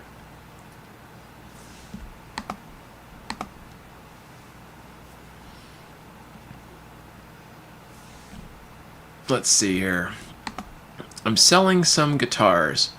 Want to get the Jackson SL2 7EX or the new PV Vanderberg hot pink model. Nice, man. That should be interesting for you. Definitely, especially if you're selling some guitars, you get some new gear. Or sell some gear, get some gear, something like that. Should be exciting. Yeah. But yeah, I'm running out of time. But yeah, I'll probably have to head out of here now. Only got like another 5 minutes left until I have to take off. But yeah, thank you guys so much for hanging out with me and for jamming out. It's been a blast.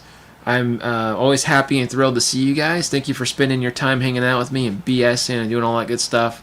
If you haven't seen the review video, go ahead and check it out. I uploaded it earlier. But again, thank you guys so much for hanging out, for doing these streams with me. It means a lot. I'm glad you're part of the community. And I look forward to doing some more jamming with you shortly. So, alright guys, have a good rest of your week. And maybe we'll see you in the holiday or after, alright? Alright guys, signing off.